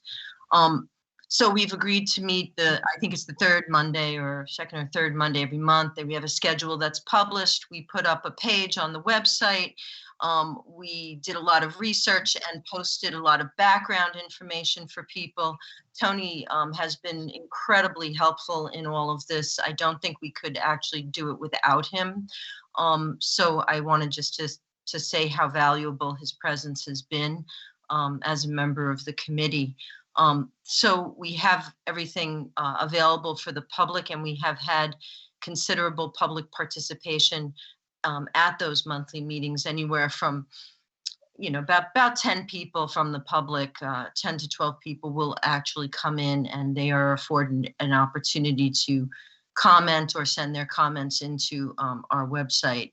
So, so on the committee, we have Corey, Marvin, Maddie, myself, and Tony. We're very sad that Paul, who we barely got to know, was gone because he was very interested in the committee, and sadly he's no longer with us. Perhaps his replacement in New Hampshire would also be interested in joining, but you, Emily, and Sarah have also been on the committee, but both of you have indicated that you might not be able to continue because of the seriously heavy lift required to actually get yourself up to speed on this subject matter. So I don't, I still consider you both part of the committee, but I know that you're not able to probably attend on a monthly basis. And so you can maybe, if I'm mischaracterizing your participation, please let everybody know when I'm through. So our idea is we created a mission statement, and if you think it's appropriate, I'll just read it quickly. I have it here. So we created a mission statement that basically says the Federal Nuclear Waste Policy Committee studies federal policy options for nuclear waste storage and considers how Vermont Yankee is situated within the national landscape. By methodically procuring input from Vermont's federal delegation and industry experts and other stakeholders, the committee accordingly advances the learning goals of Vermont NDCAP. And I've added a little caveat that we need to talk to at the next meeting, advances the learning goals of NDCAP and shares findings with the full panel as appropriate. Because as we're going along with this research, we're discovering things that need to be shared regularly with the full panel. I'll go on with the mission statement. Should the committee arrive at any affirmative policy position, which it does aim to do before the end of 2021, the committee will recommend that Vermont NDCAP adopt the advisory opinion pursuant to its own stated purpose where, quote, NDCAP shall advise the governor, General Assembly, agencies of the state, and the public on issues related to decommissioning. So that is our mission statement that we formulated together. Just going to get back on the teams. And we started off our discussions looking at Yucca Mountain, and we've had a couple, we've only had 3 meetings, and a lot of that was logistics. So we're just starting to really get into the discussion. But we did have a representative of the Western Shoshone Native American tribe that claims land ownership by the Ruby Valley Treaty join us in the last session, and our intention is to have more guests address the committee. So next month, we're hoping to have Sarah Hoffman, who is currently a commissioner on the Public Utilities Commission and has long been the chair of the Nuclear Waste Strategy Coalition. I think that's their name. Yes, Nuclear Waste Strategy Coalition. And on May 17th, our next meeting, by the way, is April 19th, as I said, once a month. And on May 17th, we're going to have Mark Holt, who Tony and I have already interviewed.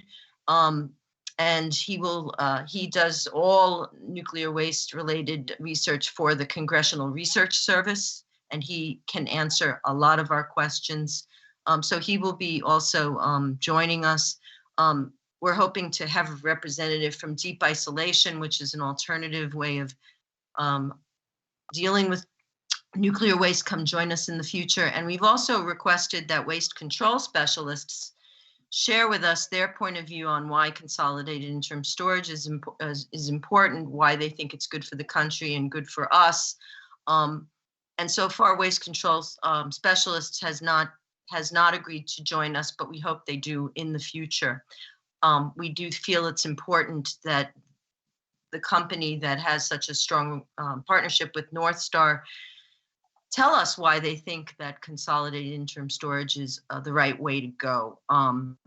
So we are investigating these issues. We'd like to have a position on consolidated interim storage, on transportation, on compensation schemes that might bring more money to our host communities while the ISFSI is there.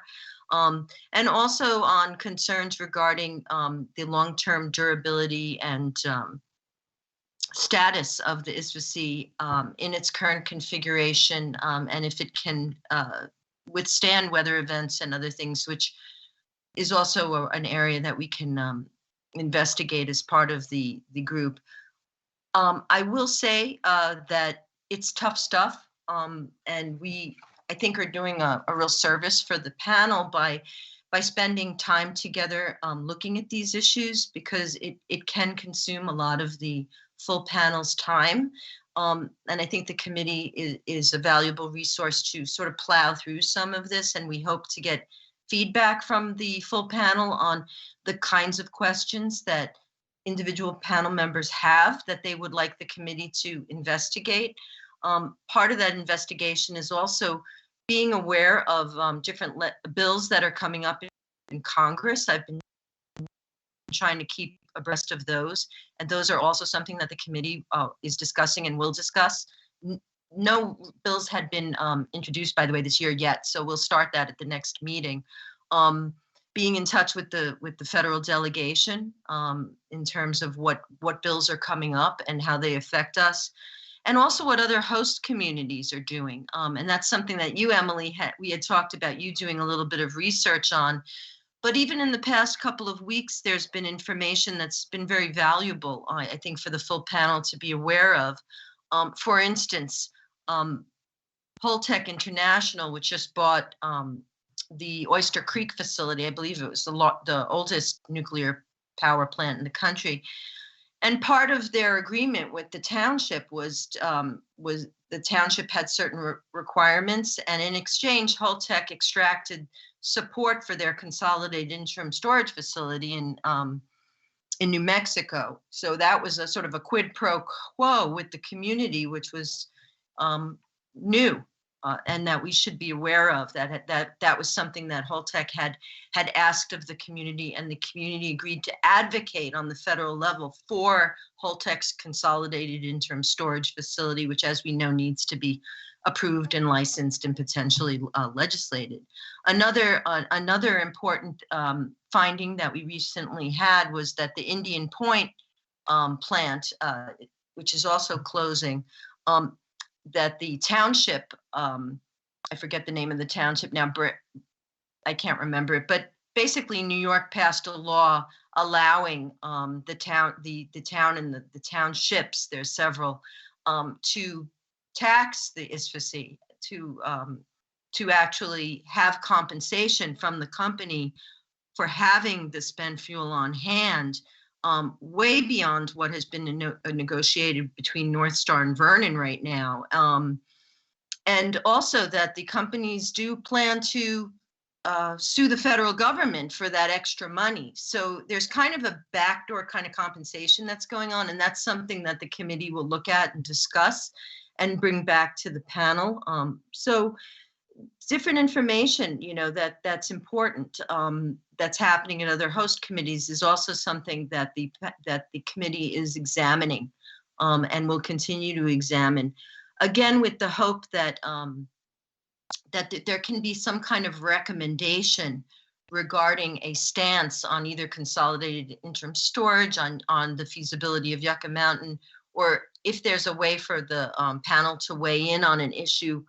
We hope as a committee to examine that and bring that back to the panel before the end of this year.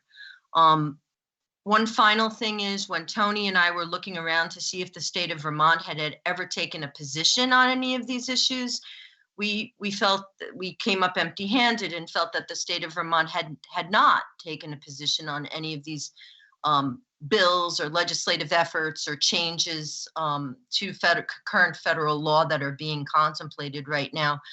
But then we realized that actually the Public Utility Commission and the Public Service Department are on the current roster for the Nuclear Waste Strategy Coalition, which does advocate for a pilot consolidated interim storage facility to be approved, and which also calls for immediate use of the Nuclear Waste Fund, which is rather controversial, actually. So we've discovered in terms of our committee research that the state of Vermont is a party to this coalition that is pushing for legislative change. So even that is important information for us to actually understand and recognize as a panel. So all of this is happening. Again, it's tough stuff. And if there are recommendations or questions from the full panel or any other insights from other committee members, I would welcome them now. I suspect that we'll have some panel comments. Just before we get into those, Lisa, would you please restate the mission statement and the purpose that you all had agreed on, nice and slow, so I can take better notes, because words do matter. Do you want me to put it in the chat? That would be great if you could. Yeah. I will do that. While Lisa does that, is there anyone else on the policy group that might like to add anything?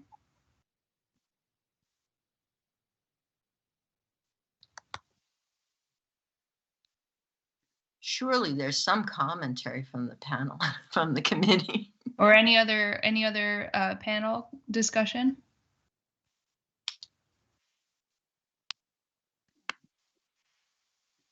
Yeah, Chris? Hey, Lisa, good work pulling all this together. I hope you feel like you're getting some traction on this now. It's great. One thing Sarah might be able to help advise on is what the licenses, well, the NRC license and the PUC order related to the ISFCs, what those mean, if anything, within the context of the group that she serves on, and just get her take on her thinking about what the existing license and what the existing PUC and previous PUB order means. She may, I don't think she'll be conflicted given her role on the Public Utility Commission. She might have a conflict, but she could probably get a staff attorney or somebody else to weigh in on that. Or conversely, Public Service Department might be able to give you some perspective on that. If they haven't already, if you guys already covered that ground, that's great. No, and one of the great things is that Sarah's appointment is ended actually this month. They haven't named her successor, but she's the reason that she's not coming to this month's meeting is because she needs to be released as a commissioner of the Public Utilities Commission. So she also stepped down, by the way, as chair of the Nuclear Waste Strategy Coalition, that national group, recently. So she's freer to share her opinions, I believe. Good.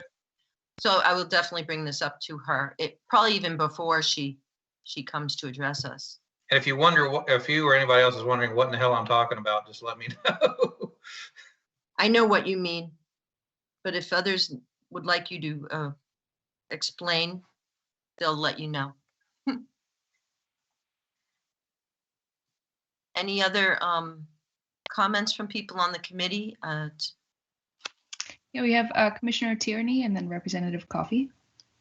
All right, good evening, June Tierney here. I just want to point out that indeed Commissioner Hoffman has been chairing the Nuclear Waste Strategy Coalition Group.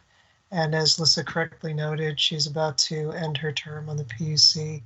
The department hasn't participated actively in the matter. I realize we're listed, but we haven't. And I have continued the department's membership as a courtesy to Commissioner Hoffman during her tenure, but it's my intent to withdraw from that. And you should know that. That's all I had. Oh yes, and the other piece was to Chris's point. Yes, with Commissioner Hoffman retiring, indeed, you're right, she will be more free in her private capacity to speak to matters that she's comfortable speaking to. I really don't know whether a PUC attorney will speak to the NDCAP about what the PUC orders past and present mean. I would be very surprised, but it can't hurt to ask. The department is certainly happy to give you the department's interpretation, but I wouldn't claim exclusive wisdom in terms of telling you what a PUC order necessarily means. So that's all I had. Thank you. Thank you. Sarah, go ahead. Sure. Thanks. I just want to say that Lissa has done a really great job pulling it to the group together, and there's also there's pretty extensive reading. And during the legislative session, it's hard for me to keep up with all the reading. I'll admit that.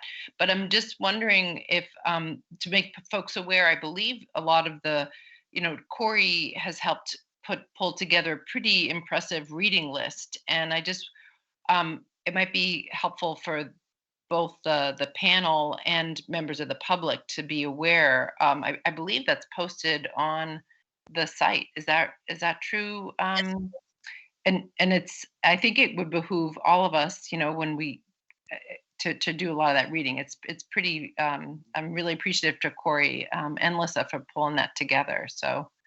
And look forward to digging into it and coming back, trying to wrestle with some of these really complicated issues. Yes, and Tony's been great about getting those resources up and available to the public under the heading Nuclear Waste Committee. Federal Nuclear Waste Committee has its own headline on the NDCAP website. Anybody else have any comments or suggestions or questions about this? I mean, we're meeting again next week. We meet monthly. Bill Irwin has joined us. We've had people from the Department of Energy come and listen in.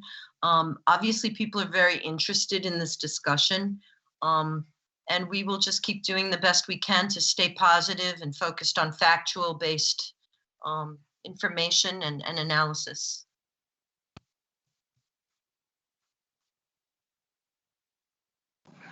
Hey, Lissa, this is Corey, and if it's all right, I'd just like to chime in a little bit. I know not everybody will have the same context for how much discussion we've had. This is a big topic, right? This is a polarizing and complex and interesting puzzle to solve. We've got 45 plus years of inaction legislatively at the federal level. Not a lot of success paths exist currently. The Blue Ribbon Commission and the pilot for doing CISF shows some of the energy and effort by what I would consider known commercially viable solutions that exist currently, and it's up for discussion. And one thing that we tried to bring to that mission statement, and I want to remind folks, if we're going to adopt an advisory position, it should be for something positive that we can do. There is enough energy and effort out there to say what we shouldn't do. That doesn't get us any solutions, and it doesn't help our legislators take something to Washington where they can have affirmative or positive action to help advance this challenge. So I would just ask folks to remember that. And I'm not expecting someone to show up with an exact solution, but being part of a solution is valuable. Being part of the reason why we shouldn't do something, we can do that for a long time and not get very far. So I would just ask folks to consider, be collaborative with that effort and be open to the information being presented, because there's been a lot of it and it's all been valuable. Yes, Corey, thank you so much. I mean, what we're trying to do here is have a little microcosm in our community of a very difficult, very intractable problem nationally and globally, frankly. So I appreciate your participation in the committee and everyone's efforts. Tony, you have your hand raised? Yeah. The reason I did that, I appreciate the thanks that has been been given to me, but I'm not the only person involved with this, so I do just want the rest of the panel to know the person who is actually posting all of the information that we've gathered for the Waste Policy Committee is actually Michelle LaPearl from the Public Service Department. I know she's here with us this evening, so I know she will hear this acknowledgement. My involvement in maintaining the website is I effectively write change specifications for the website, but it's actually Michelle is the person who implements those, and then I review them to make certain that they're properly implemented. So Michelle, thank you so much for all of your efforts on this. I know I've been calling on you quite a bit as the Nuclear Waste Policy Committee has come up to speed.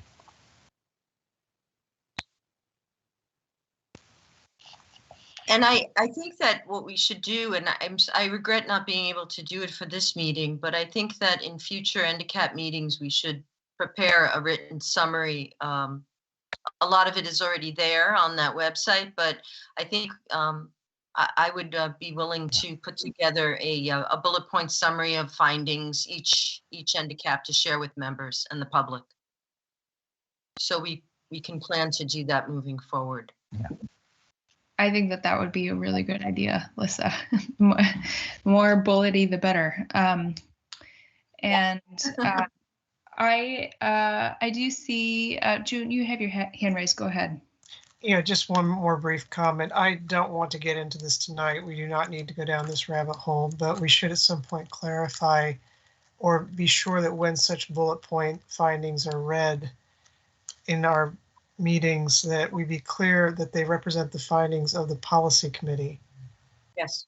And if we're going to have process as a panel around what to do with those findings, we need to be thinking about that. It's a little like playing 4-dimensional chess. As I said, I don't want to get involved in it tonight, but I just wanted to flag that issue. Yes, and I would make a commitment that the committee would sign off and see any bullet points before they were presented to the full committee. Yeah, and Lisa, just let me say very quickly, it deserves greater emphasis, but it sounds to me from the report tonight that there's a really quality movement underway in the policy committee, and I'm so pleased because I think this is something that NDCAP has been yearning for some time, to have those substantive moments as well. And it sounds to me like the work you folks are doing in that committee, which is hard work, and a lot of it is leading to a manageable way for this panel to have some of those conversations. And I'm sure the public listening tonight is benefiting from that as well. And you've been pivotal in that leadership. So thank you for that. And now I will be quiet, Emily, and hand it back to you. Thank you.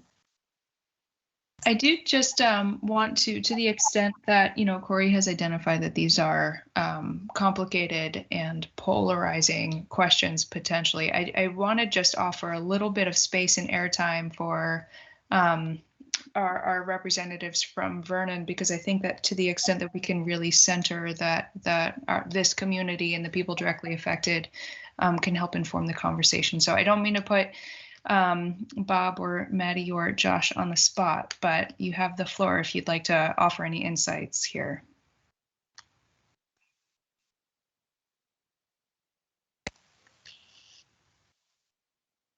Yes, folks, you'll need to unmute yourselves before you start speaking. No comment from me. Bob Leach. I feel the same way. No comment at this time. There may be a better time, but not now. Thank you.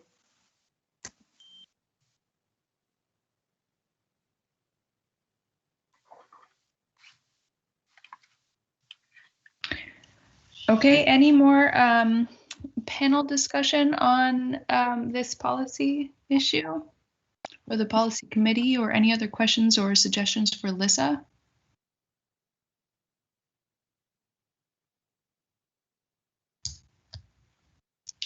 Hearing none. Okay.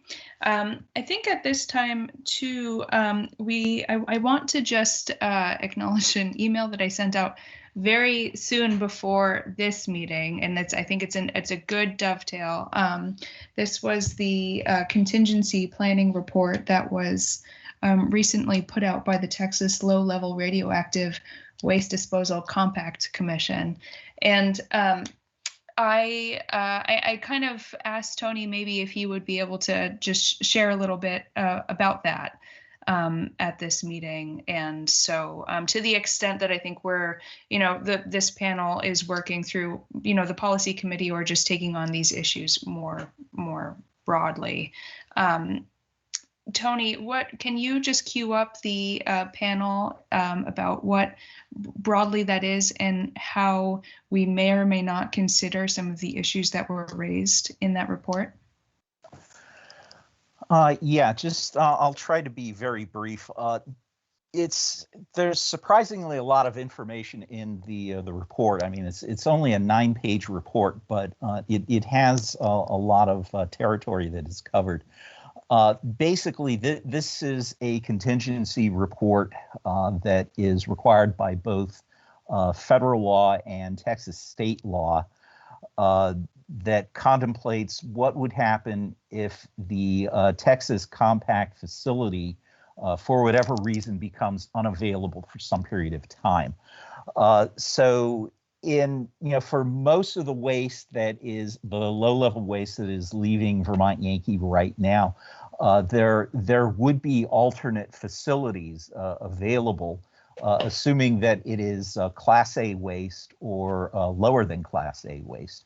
Where the issue comes in is that if some of the waste that will be coming out of Vermont Yankee is either designated as Class B radioactive waste or Class C radioactive waste. And right now, it's only the Texas Compact facility in Andrews County, Texas, managed by WCS, is the only licensed facility in the United States that can accept Class B and Class C waste. So the implication of this is that if for whatever reason, and right now there's no planned reason to stop sending waste to WCS. WCS is not planning on closing the facility or anything like that. But if there was a disruption of sending waste to this facility, waste producers and their host states are encouraged to have a contingency plan in place. At this point, what it would mean is that the waste producers would have to have a way of storing the waste temporarily. Now, how long is temporarily? Is that a couple of months? Is that a couple of years? That would really depend on what the specific situation is. So from Vermont Yankees' perspective, and the report itself points this out, that waste producers that are either current nuclear power plants or decommissioning facilities, do have the ability to store this waste. It's temporarily. It's some of the other waste producers in state that radiological utilization facilities that may need some help. So this is where the idea of a contingency plan is coming in, is help those guys out, and just make certain that the individual nuclear power plant and former nuclear power plant facilities do have something in place. So that's what we're looking into right now. I've discussed this some with Corey. I've discussed this very briefly with Bill Irwin as well, simply because Department of Health manages or I should say oversees the basically the waste producers other than Vermont Yankee in state. So this may be something that the panel would want to consider in the future. Is whether maybe there's an advisory opinion that should be provided. But I don't think we need something, in the next several weeks, but it's certainly something to consider this year.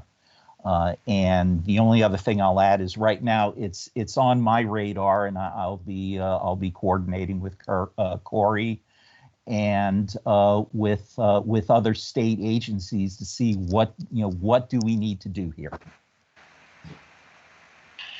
Thank you, Tony. Chris?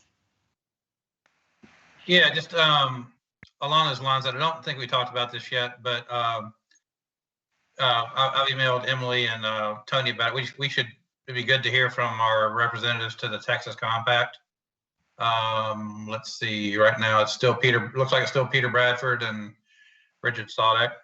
And because and I'm not sure exactly who they are accountable to. So it'd be good to know that too. Oh, Chris, I can help with that real quick. They're appointed by the governor and they're independent otherwise. Thank you, Jimmy. You bet. In fact, I traveled to that site a couple of years ago to sit on for a day with the Texas legislature to work through a variety of issues that they were working on at the time. And during that hearing, if memory serves, they identified the need to get moving on this contingency planning. I've read the report, and it's well done in that it succinctly sets out the things that need to be focused on. I do want to underscore, though, that it says this is a contingency planning exercise. This is not a today problem exercise, and I'm not diminishing its significance at all. I'm just saying that in the order of priorities of things, I was very pleased to hear my liege man, Tony Lashinsky, announcing that he's going to be doing all the coordinating that he would have been instructed to do. He clearly does not require it, but there are issues that there comes a point where the panel has to think hard about how much it can chew once it's bitten stuff off. And we just had a very fulsome report from Lissa about the policy committee's work. So anyway, I just wanted to flag that for the committee. In the end, I think when it comes to taking action on this, it's the report calls out leaders, state leaders.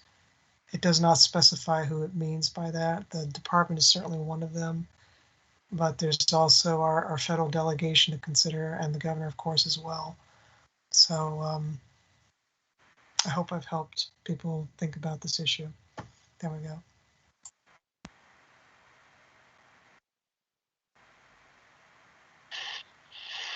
Yeah, Chris, is that a stale hand? Or is that a fresh hand? I haven't dropped his hand Stale yet. hand. Sarah just put her hand up. Yeah, Sarah, go ahead. Can I beat Sarah to the punch? Sarah, I should have mentioned the legislative leadership too. So back to you. Well, thank you for the honorific, but I was going to say, I hear what the commissioner is saying about not biting off more than we can chew, but I know that before I joined the panel, Dick Sodak came and gave a presentation to the panel, so that was a number of years ago.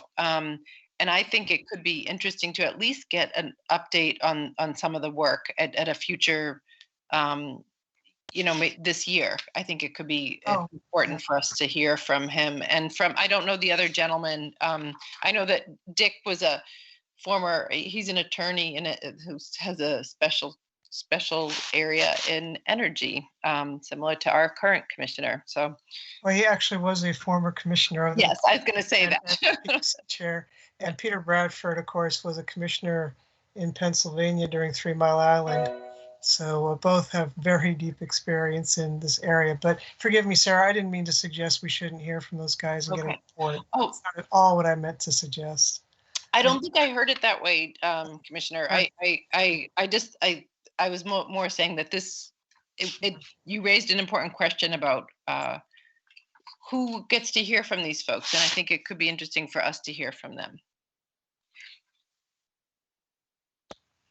Lissa? I would like to second that Sarah's notion to have someone from the Texas Compact, although I would advocate to have Mr. Bradford come, Peter Bradford come, since we'd already heard from Richard Sawdeck.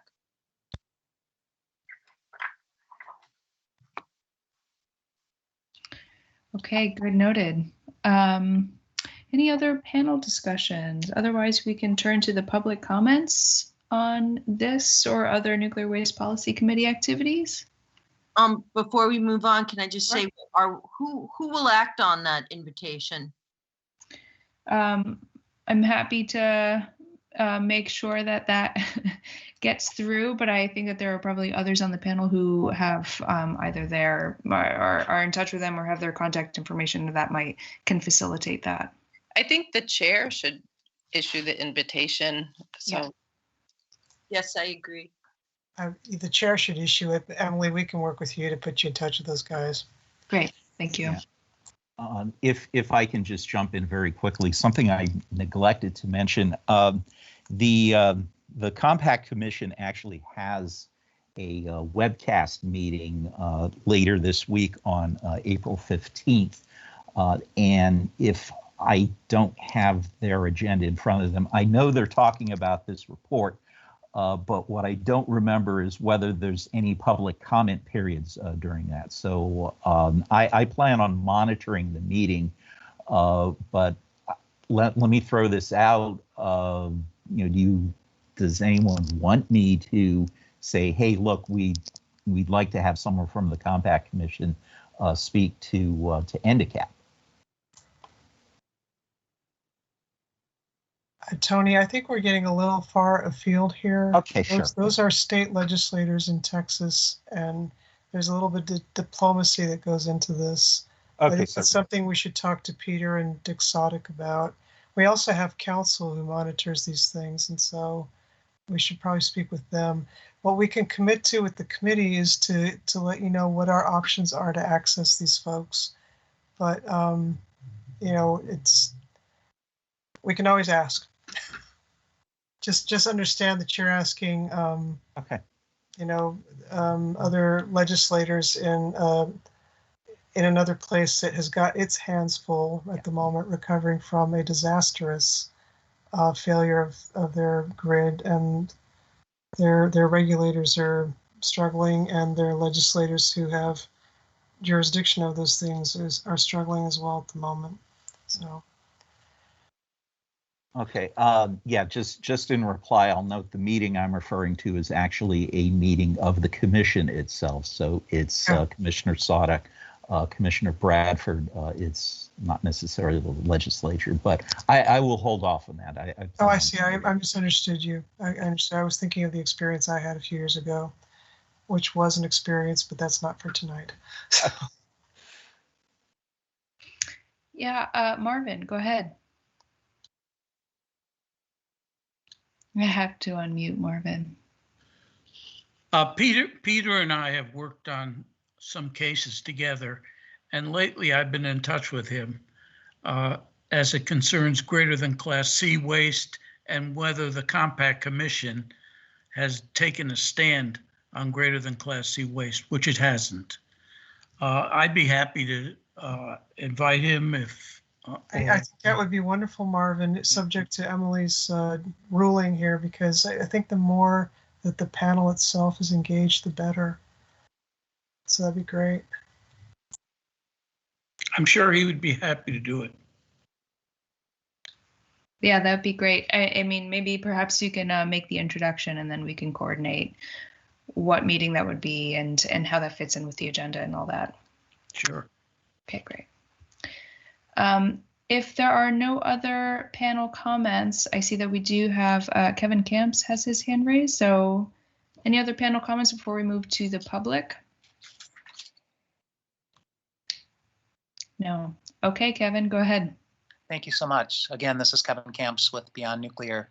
And I just wanted to flag for folks, you probably already saw it, but in the chat, I did share some documents, and I just wanted to emphasize or highlight some of them. As we speak, this is all secondhand. I'm not right in the middle of it, but the Texas legislature is considering legislation and my understanding is that waste control specialists had a big hand in writing it, that would supposedly, although it's dubious, ban high-level radioactive waste storage in Texas, and in exchange would greatly diminish the amount of funding that is paid to the state of Texas for low-level radioactive waste disposal. So it's very controversial, but as we speak, the legislature is considering it. It's already passed committee, and it's on the floor of one or both houses. So that's moving.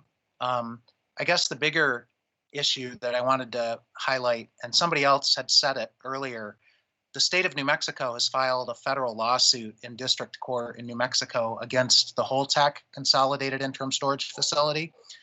And this legislation in Texas shows that there is tremendous consternation across Texas about the CISF targeted there too. And the two facilities, to my mind, really are one facility because they're a little more than 40 miles apart. So certainly the environmental justice impacts of both or either facility are kind of a package deal. And that includes transportation, for example, transportation impacts, which is a segue to another document I stuck in the chat, which is something to keep in mind.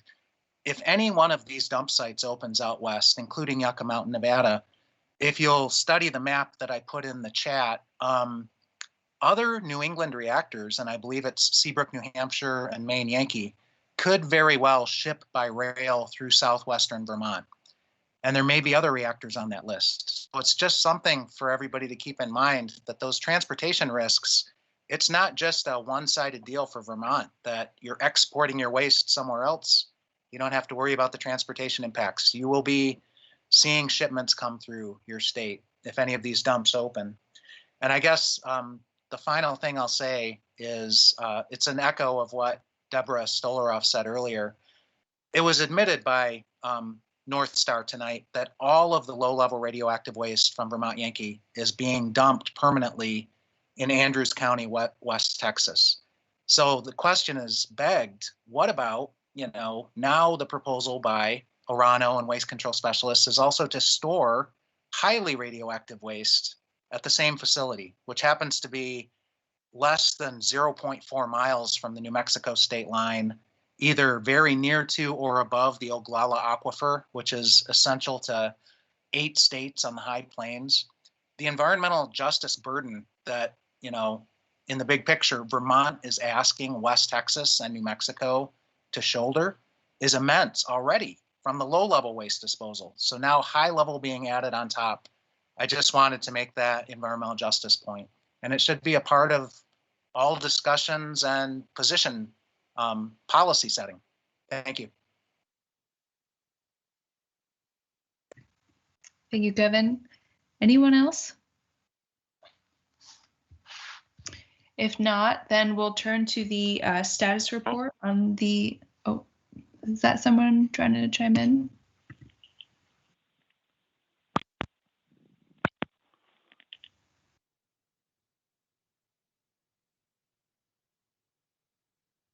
I think that might have been someone by phone, but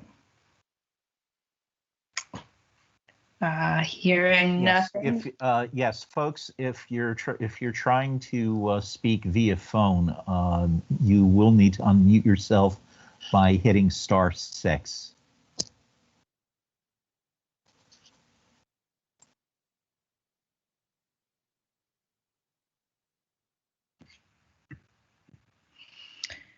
Okay, I'm going to assume that no other public comments are out there, so we can turn to the status report on the Vermont Nuclear Decommissioning Citizens Advisory Panel legislation. Our Representative Sibilia and Coffey and June Tierney, I know that you've all. Hello.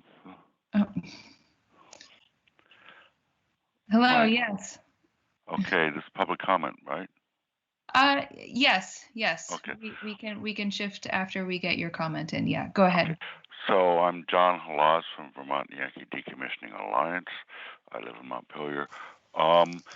Deborah Stolaroff already brought up the incident, but she wasn't quite really clear about it. In a week ago, just about a week ago, a truck carrying 4 containers of uranium hexafluoride crashed, and 2 of them fell off the truck. I don't know why they were transporting uranium hexafluoride. It's a gas.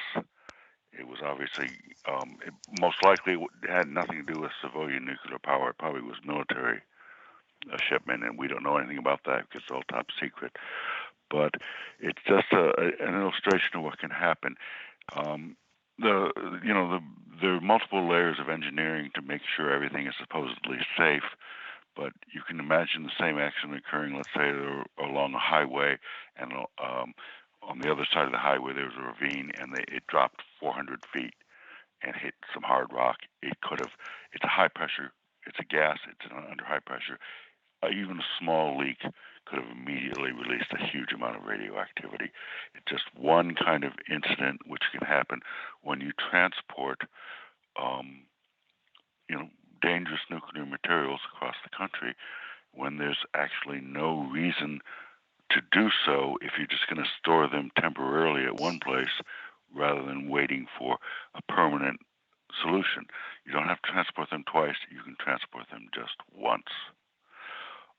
So that's just an illustration of what can happen.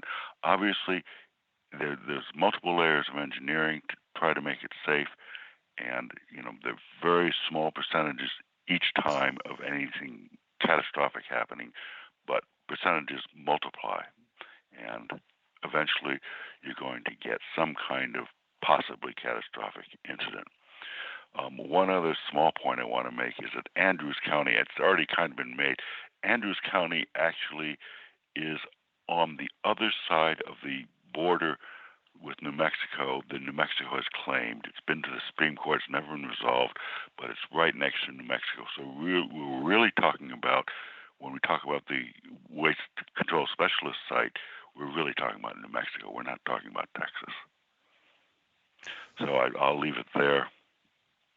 And that's that. Okay, thank you. Lori Cartwright, you have your hand raised.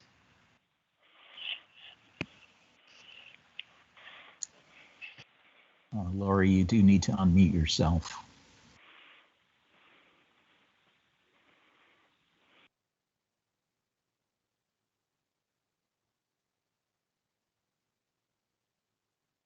Lori, if you're tied in by phone, hit *6. Otherwise, if you're using the webcast link, look for the little microphone icon and click on that.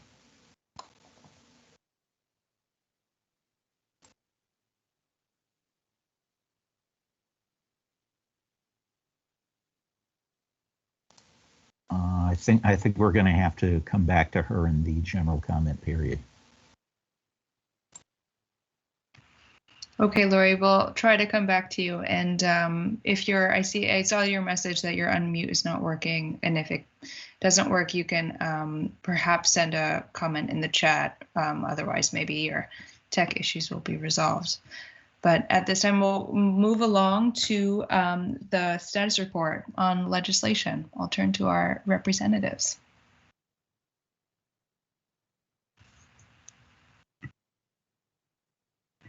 Oh, I need to unmute Sarah. I think Representative Sibilia should take lead in. This bill was just to remind people, it was a piece of legislation that this is not new. We reintroduced a piece of legislation at the request of the NDCAP panel 2 years ago, and it passed the House and then stalled in the Senate due to COVID. So this is her committee, so I'm going to let her speak.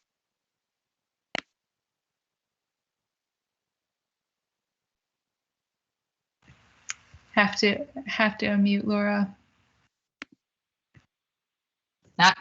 Not too much more to report, other than the bill has passed the House again. It has made its way over to Senate Finance. They have not taken testimony on it yet there. But we do have a number of weeks left before the end of the session. And also the bill actually has until the end of next year to pass. Hopefully we will get it passed this year. And it goes into effect July, I believe. I just looked at. Yes, goes into effect July 1st, 2021. So hopefully we pass it this year. Otherwise, it would be changed for 2022. So that's it. Laura, Yes. the bill that we introduced was H166, I think. Yes. But this got pulled into your committee bill, right? So is there a new number? Yes, it's H431, and it's pulled in with miscellaneous energy subjects.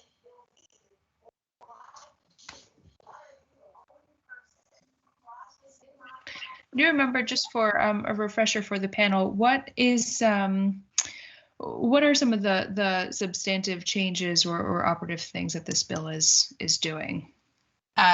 It's modernizing the language really around the formation of the panel and who will serve, and the updating the names of ownership, and the panel will recall that NorthStar came forward with a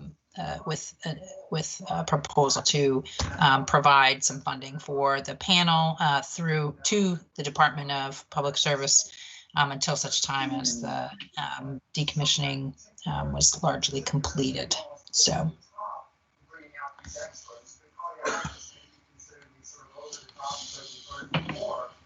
I see Chris Campany and then Lissa. Laura, does this bill have legs enough, or does it need a boost? There's really nothing controversial in this bill. We're getting to the time of year when Senate Finance gets a little busy. For instance, they have our broadband bill that they're sitting on, and a number of tax bills. I think it could not hurt to get a little boost from the committee, from the panel, excuse me. Just offering testimony if needed.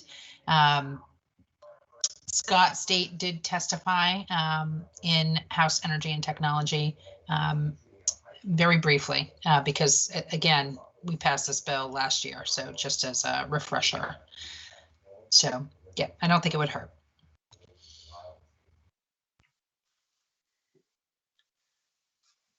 Can I make a motion that the panel send a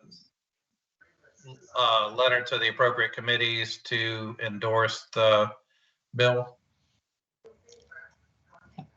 That would be Senate Finance, I believe, and probably. Second that motion. It's Lissa.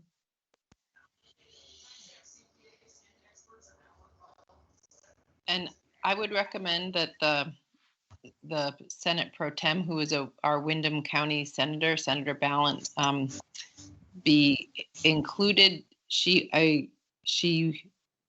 no longer sits on Senate Finance. She had been there, but she would be a good person to include if the panel agrees to do such a letter.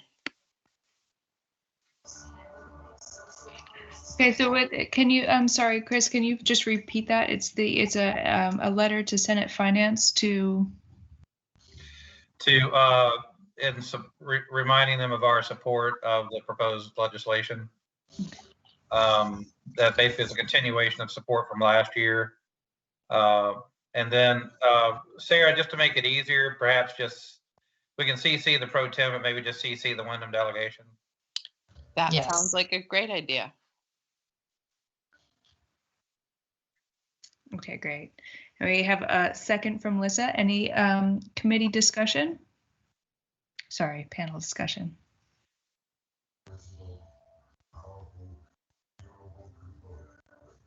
No. I had my hand raised, but I don't know if it's appropriate. But we had gone in past years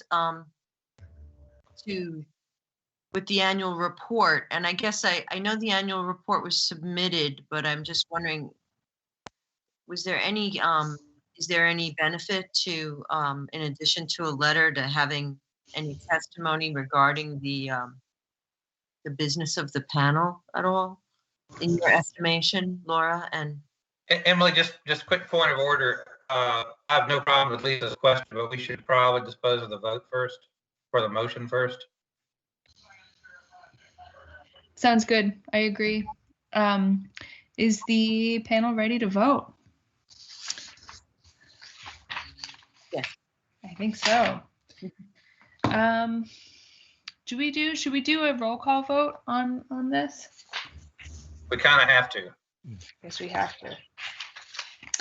In this day and age, let me just find my tally sheet here. Okay.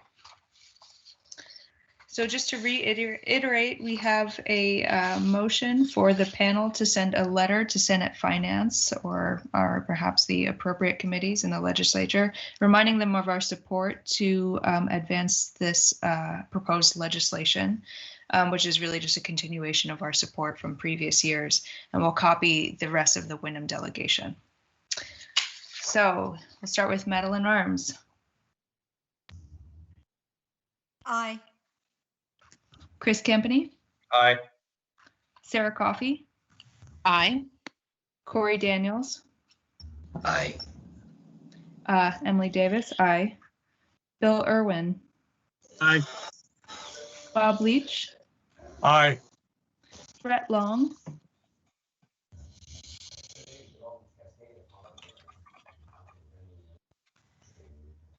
David Pearson. Aye. Marvin Resnikoff. Aye. Trish Coppolino, are you here in a voting capacity? As a point of order? Or perhaps I have no idea, but I am here. That would be a yes if she's here by designation. By designation, okay. Trish Coppolino. Aye. Laura Sibilia. Aye. June Tierney. Aye. Josh Unruh. Aye. Lissa Weinman. Aye. Okay, great. The motion, I'll just circle back to Brett Long. Oh my God. I haven't been able to play my mute whack-a-mole while I'm taking a roll call vote. Okay. So the vote passes unanimously. Okay, great. Lissa, we'll turn back to you and your points, which was benefit testimony, including the report. Yeah. There was no point, Emily. It's a long meeting now, so I don't think, really there's any need for, I was just, it was sort of instructive to go that year when Chris Campany and I forget who else went, but this is clearly different with Zoom and we shouldn't probably do it. And I would say that one of the changes that the legislation did reflect was an additional seat on the panel for Vernon, I believe. Just for the record. Mm-hmm. Okay, great. Okay, then we'll move right along. Any more panel discussion on the NDCAP legislation? Okay. Then the next step is me, potential revamp of the panel website. I'll be very brief, but in some of my calls with them and conversations with Tony, actually, one of the ideas that came up was just really looking at, with a critical eye, the NDCAP website as we currently have it, and do a revamp of sorts. I also see it as just an organization of being a bit discerning about the information that is on the website right now and organizing and curating that so it'll be, I think, perhaps a little bit more intuitive for folks in the public to navigate and to make the information that is there more relevant. So to really reduce and limit the administrative burden that this puts on both Tony and Michelle LaPearl, as we know, who are doing a wonderful job of keeping that running. We want to be able to bring any proposed changes that we have in a really tight and concise manner so that any of these these change orders or change specifications that do come through are, all at once. And so any changes that the panel wants to make in editing the website, that should be an organized effort. So I volunteered to take a stab at that, and I just wanted to get the process rolling and to work with Tony a little bit. So I want to just, nothing has happened yet. I just wanted to introduce this idea to the panel, and we don't need to spend a lot of time on it tonight unless there are some panelists have any questions or comments. I see some hands raised, and I'll get back to you, Sarah. I think the only thing that we want to say is that if there are, if folks are interested in providing ideas or have any thoughts about what that could be or what that could look like or how the website might change, we can be in touch as time rolls on. But Sarah, let's hear from you now.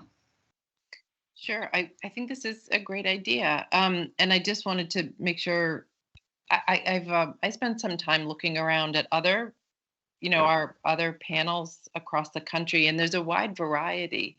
And I also appreciate what the department does to support this function for us. So, I love visual websites myself, but I completely appreciate that this is being hosted by the department. And just to offer that if this legislation that we worked on passes, there would be resources to help pay, the panel could decide whether it wanted to use some of those resources to help with that. I think I would just say that it's important that the public know about the work of this panel. So as much as we can make things engaging and easy to find, I think that's really important. And I do trust, I'm very appreciative, Emily, that you're willing to take some time to look at it. So those are the two things that I just wanted to share. Thanks, and accessibility. So thank you. Thank you. June? Yeah, I very much appreciate the work too, and I agree. So Sarah, you've been calling me Commissioner all evening, so I feel like I need to call you Representative Coffey, unless you'll let me call you Sarah. You can call me Sarah. June, thank you. Okay. So I really appreciate what you're saying about using funding that may be forthcoming if our legislation passes, which Emily, just point of clarification, when that letter gets written, the NDCAP actually initiated that legislation.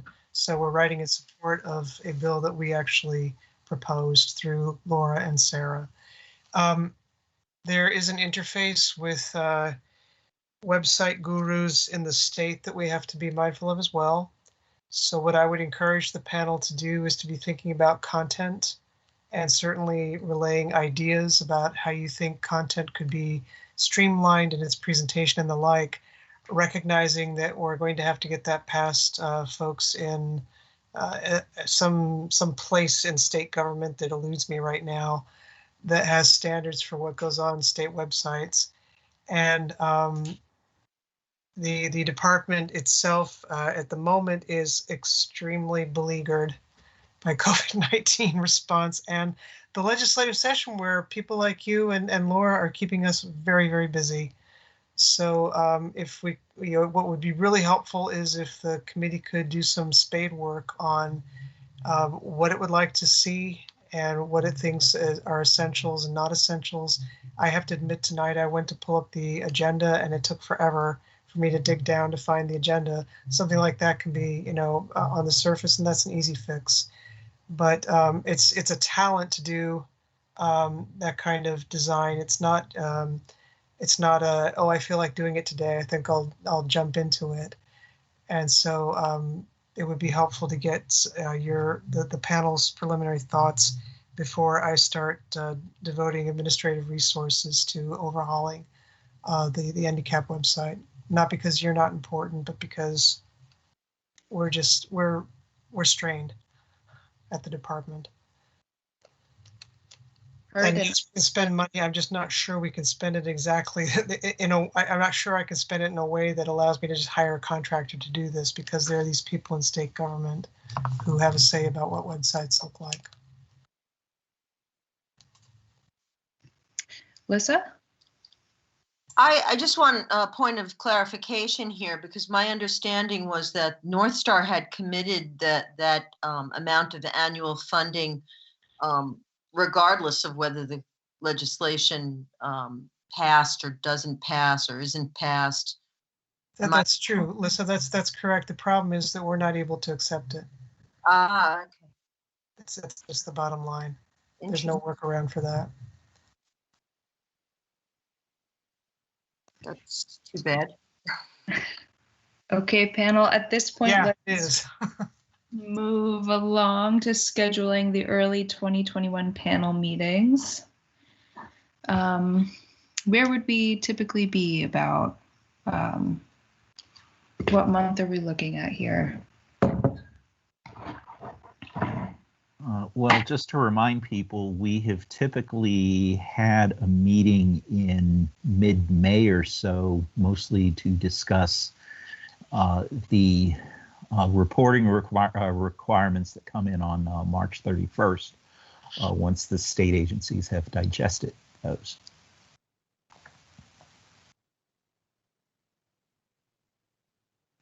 I'm guessing this panel does not. Do we want to meet in mid-May? I'm sorry. Go ahead, Chris.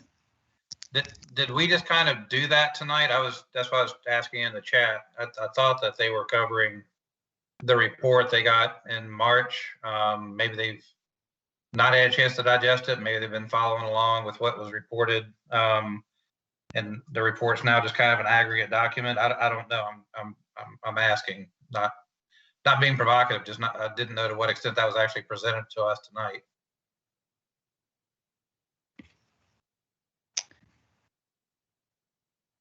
Yeah, that's a good question. I'm just trying to look back into your comment, Chris, and we'll give the floor to anyone who can respond to that. This is Nick with 4 Points. We haven't gone through the annual filing yet, and it's kind of a different subject than what the monthly progress reports are. So there will likely be an update when we're through the filings.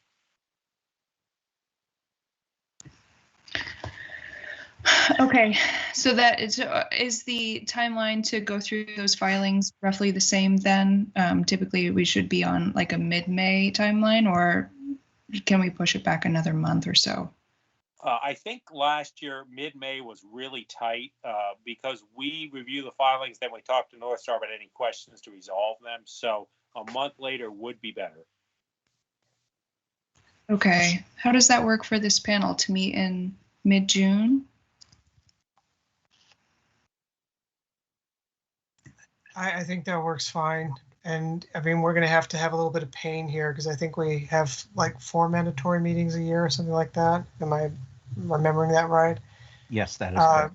If we don't do it now, we probably could usefully have a couple of meetings in the 4th quarter of the year, because that's when we're doing annual report and so on.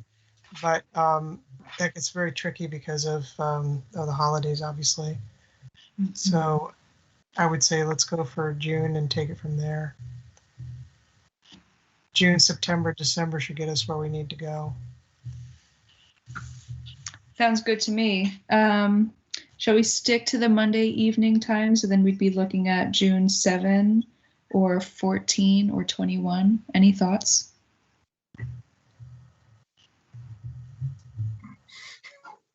So this is Bill Irwin. I have already scheduled items on the 7th and 21st, so the 14th would be my preference. I would say if it works for Bill Irwin, works for me. June 14th. The NorthStar representatives also agree June 14th is a workable date. Okay, great. So we'll schedule for June 14th. Does this panel want to shoot for or schedule a time in September, or? Yes, please. Okay, great. It would be helpful. We all get busy, or just even if we have to change it, if there's a big thing comes up. How about September 13th? Sounds good. Okay. That is my birthday. I'd rather not, no offense, be an NDCAP, but if I have to be, I will be. Well, Chris, you could simply take your birthday off and send a representative. We would miss you, but really. Yeah. How about September 6th? No. No. Is that your That's birthday? June's birthday. No, it's Labor Day. It's Labor Day. And I am dying for vacation this year. So Sure. We can meet on my birthday. It's okay. How about the 20th? Why not September 20th? 20th sounds good. Let's Yeah, do So September. that's a standing meeting with me, is the first Monday of the month and the third Monday of the month in my town. Oh, I see. But if Chris can be, excused. I can be excused too. So you choose your date based on totality. Well, that's Bill Irwin speaking, right, Bill? I can't actually, That is correct. Yes, thank you. Yeah. Okay, sorry, your icon didn't come up. Well, since we worked around your schedule in June, we'll have to work around Chris's in September. Sounds good. Okay. Nice decisional rule, Emily. I like that. Yeah. Thank you. And then December, since we're on a roll. Okay, December. Let's have a look. December 6th. That's a safe time, I think, before you start getting into the holidays. Yes. Yeah, that sounds good. Time. Okay. So we'll shoot for December 6th. So to recap, nice work, everybody. We have June 14th, Monday, June 14th, Monday, September 20th, and Monday, December 6th for the remainder of our 2021 panel meetings. Great. Emily, this is Trish. And I just wanted to share that Chuck is retiring and his last day is the end of May. It's the end of May. So he's not going to be staying on. I'm not sure if I will stay as the designee or if his replacement will be the designee, but just so you know that Chuck will no longer be participating. Okay. Thank you for letting us know, Trish. Sure. Okay, that's good to know. Yeah, we'll have to be in touch and see who's going to fill Chuck's shoes. And congratulations to Chuck, if he ever listens on his retirement. I'm sure it's much deserved. It is. Retirement sounds great. Okay. Any scheduling? Yep. Do we know if these meetings are still going to be on Zoom or we're going to be meeting in person someplace? Anyone feel like they can answer that? I don't think I can answer it, but I can certainly offer some observations. The meetings qualitatively are not the same on Zoom as they are in person. For many of us, though, the convenience of Zoom or Teams outweighs that, quite frankly. So I would strongly urge the panel to consider having a hybrid model. Typically, my staff and I spend 6-7 hours, driving down, attending the meeting, and getting back to Montpelier or wherever it is people live, and it's been a blessing to be able to concentrate on the meeting and not be worried about whether I should be getting a hotel room in Brattleboro or making that drive that is lengthy and tiring when these meetings go for an extended period of time. So that would be my ask of the panel.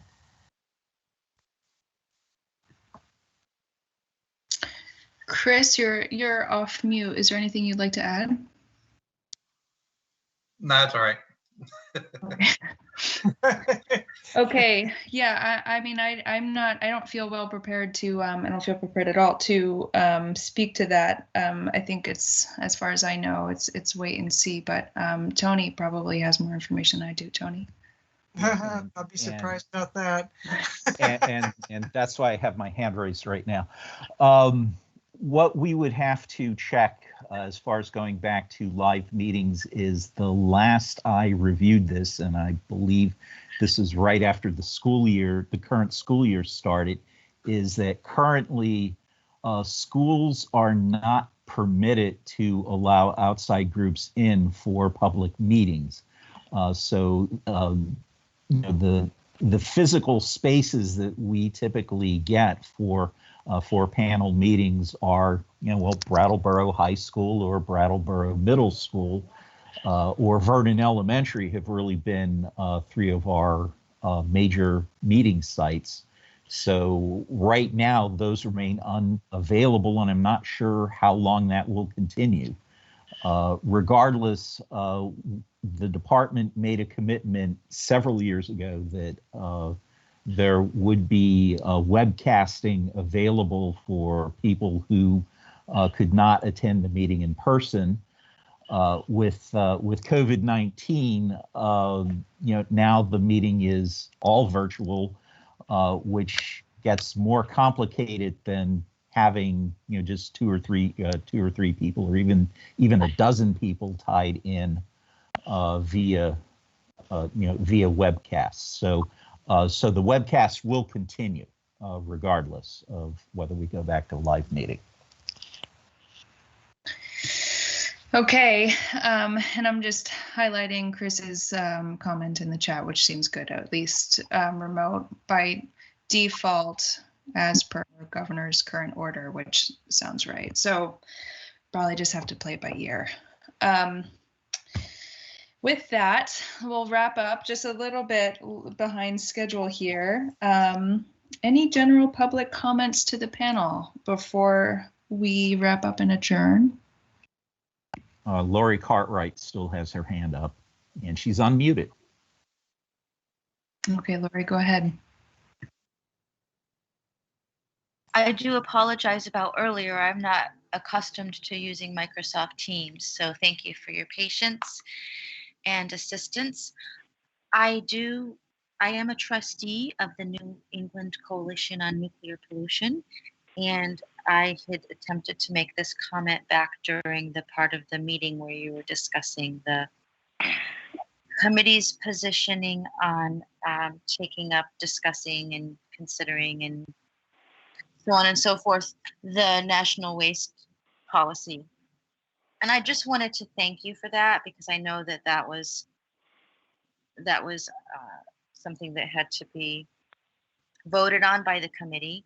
So I just wanted to express my gratitude for the committee for voting in favor of being involved in that clearly critical issue. And that's all I wanted to say this evening. But again, thank you. Thank you, Lori. And one last comment or another comment from Kevin Camps. Is that a still hand, Kevin, or something new? Yeah, sorry, I forgot to highlight one thing in the chat, which is pretty high up at this point, but it's an event from April 26th, which is Chernobyl plus 35 years, by the way. April 26th through April 30th. It's a 2-hour session each weekday evening. It's 5 to 7 p.m. Pacific time, so I guess that would be, what, 8 to 10 p.m. Eastern time. It's called the Native American Forum on Nuclear Issues. So 2 hours of speakers each night. And a definite theme is going to be the Yucca Mountain issue, because this is being hosted by Ian Zabardi, who was mentioned by Lissa Weinman earlier. He's the secretary of the Native Community Action Council in Las Vegas. And he's also a Western Shoshone principal man is his title, a holder of the treaty.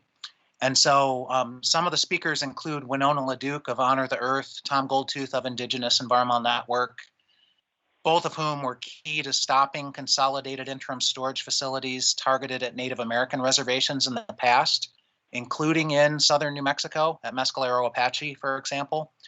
And another featured speaker is Carletta Toulouse, who serves on President Biden's Environmental Justice Council. So check out the link. You have to pre-register, it's free. But I just wanted to highlight that for you all. Thank you. Thank you. And then one last comment on the phone. Yeah, this is John Halaz again, and something I forgot to mention in the last comment I made is that there's an overall social cost for disposing of this waste. It's going to get paid one way or another. It makes very little sense to ship all this waste at some considerable risk all the way across the country, from all corners of the country, to one consolidated site, and then to ship it back again to some permanent storage facility. That's doubling the cost and that's doubling the risk. It makes much more sense to spend our money in securing the nuclear waste on sites where it's been produced and waiting for a final solution. It's just much more socially efficient. It's just much less. It reduces the risk and it reduces the overall social cost. And I think that needs to be really considered. That's it. Okay, thank you, John. I don't see any more hands raised, and we've run about 20 minutes over. So at this time, unless there's something else, I would entertain a motion to adjourn. So moved. Bob Leach. Bob. Seconded. Okay, great. Then we are adjourning at 8:58 p.m. Thank you all so much for attending, and we'll have to be in touch. Well, see you all actually in June, which will be shortly. Okay, take care. Emily. Good night, everyone.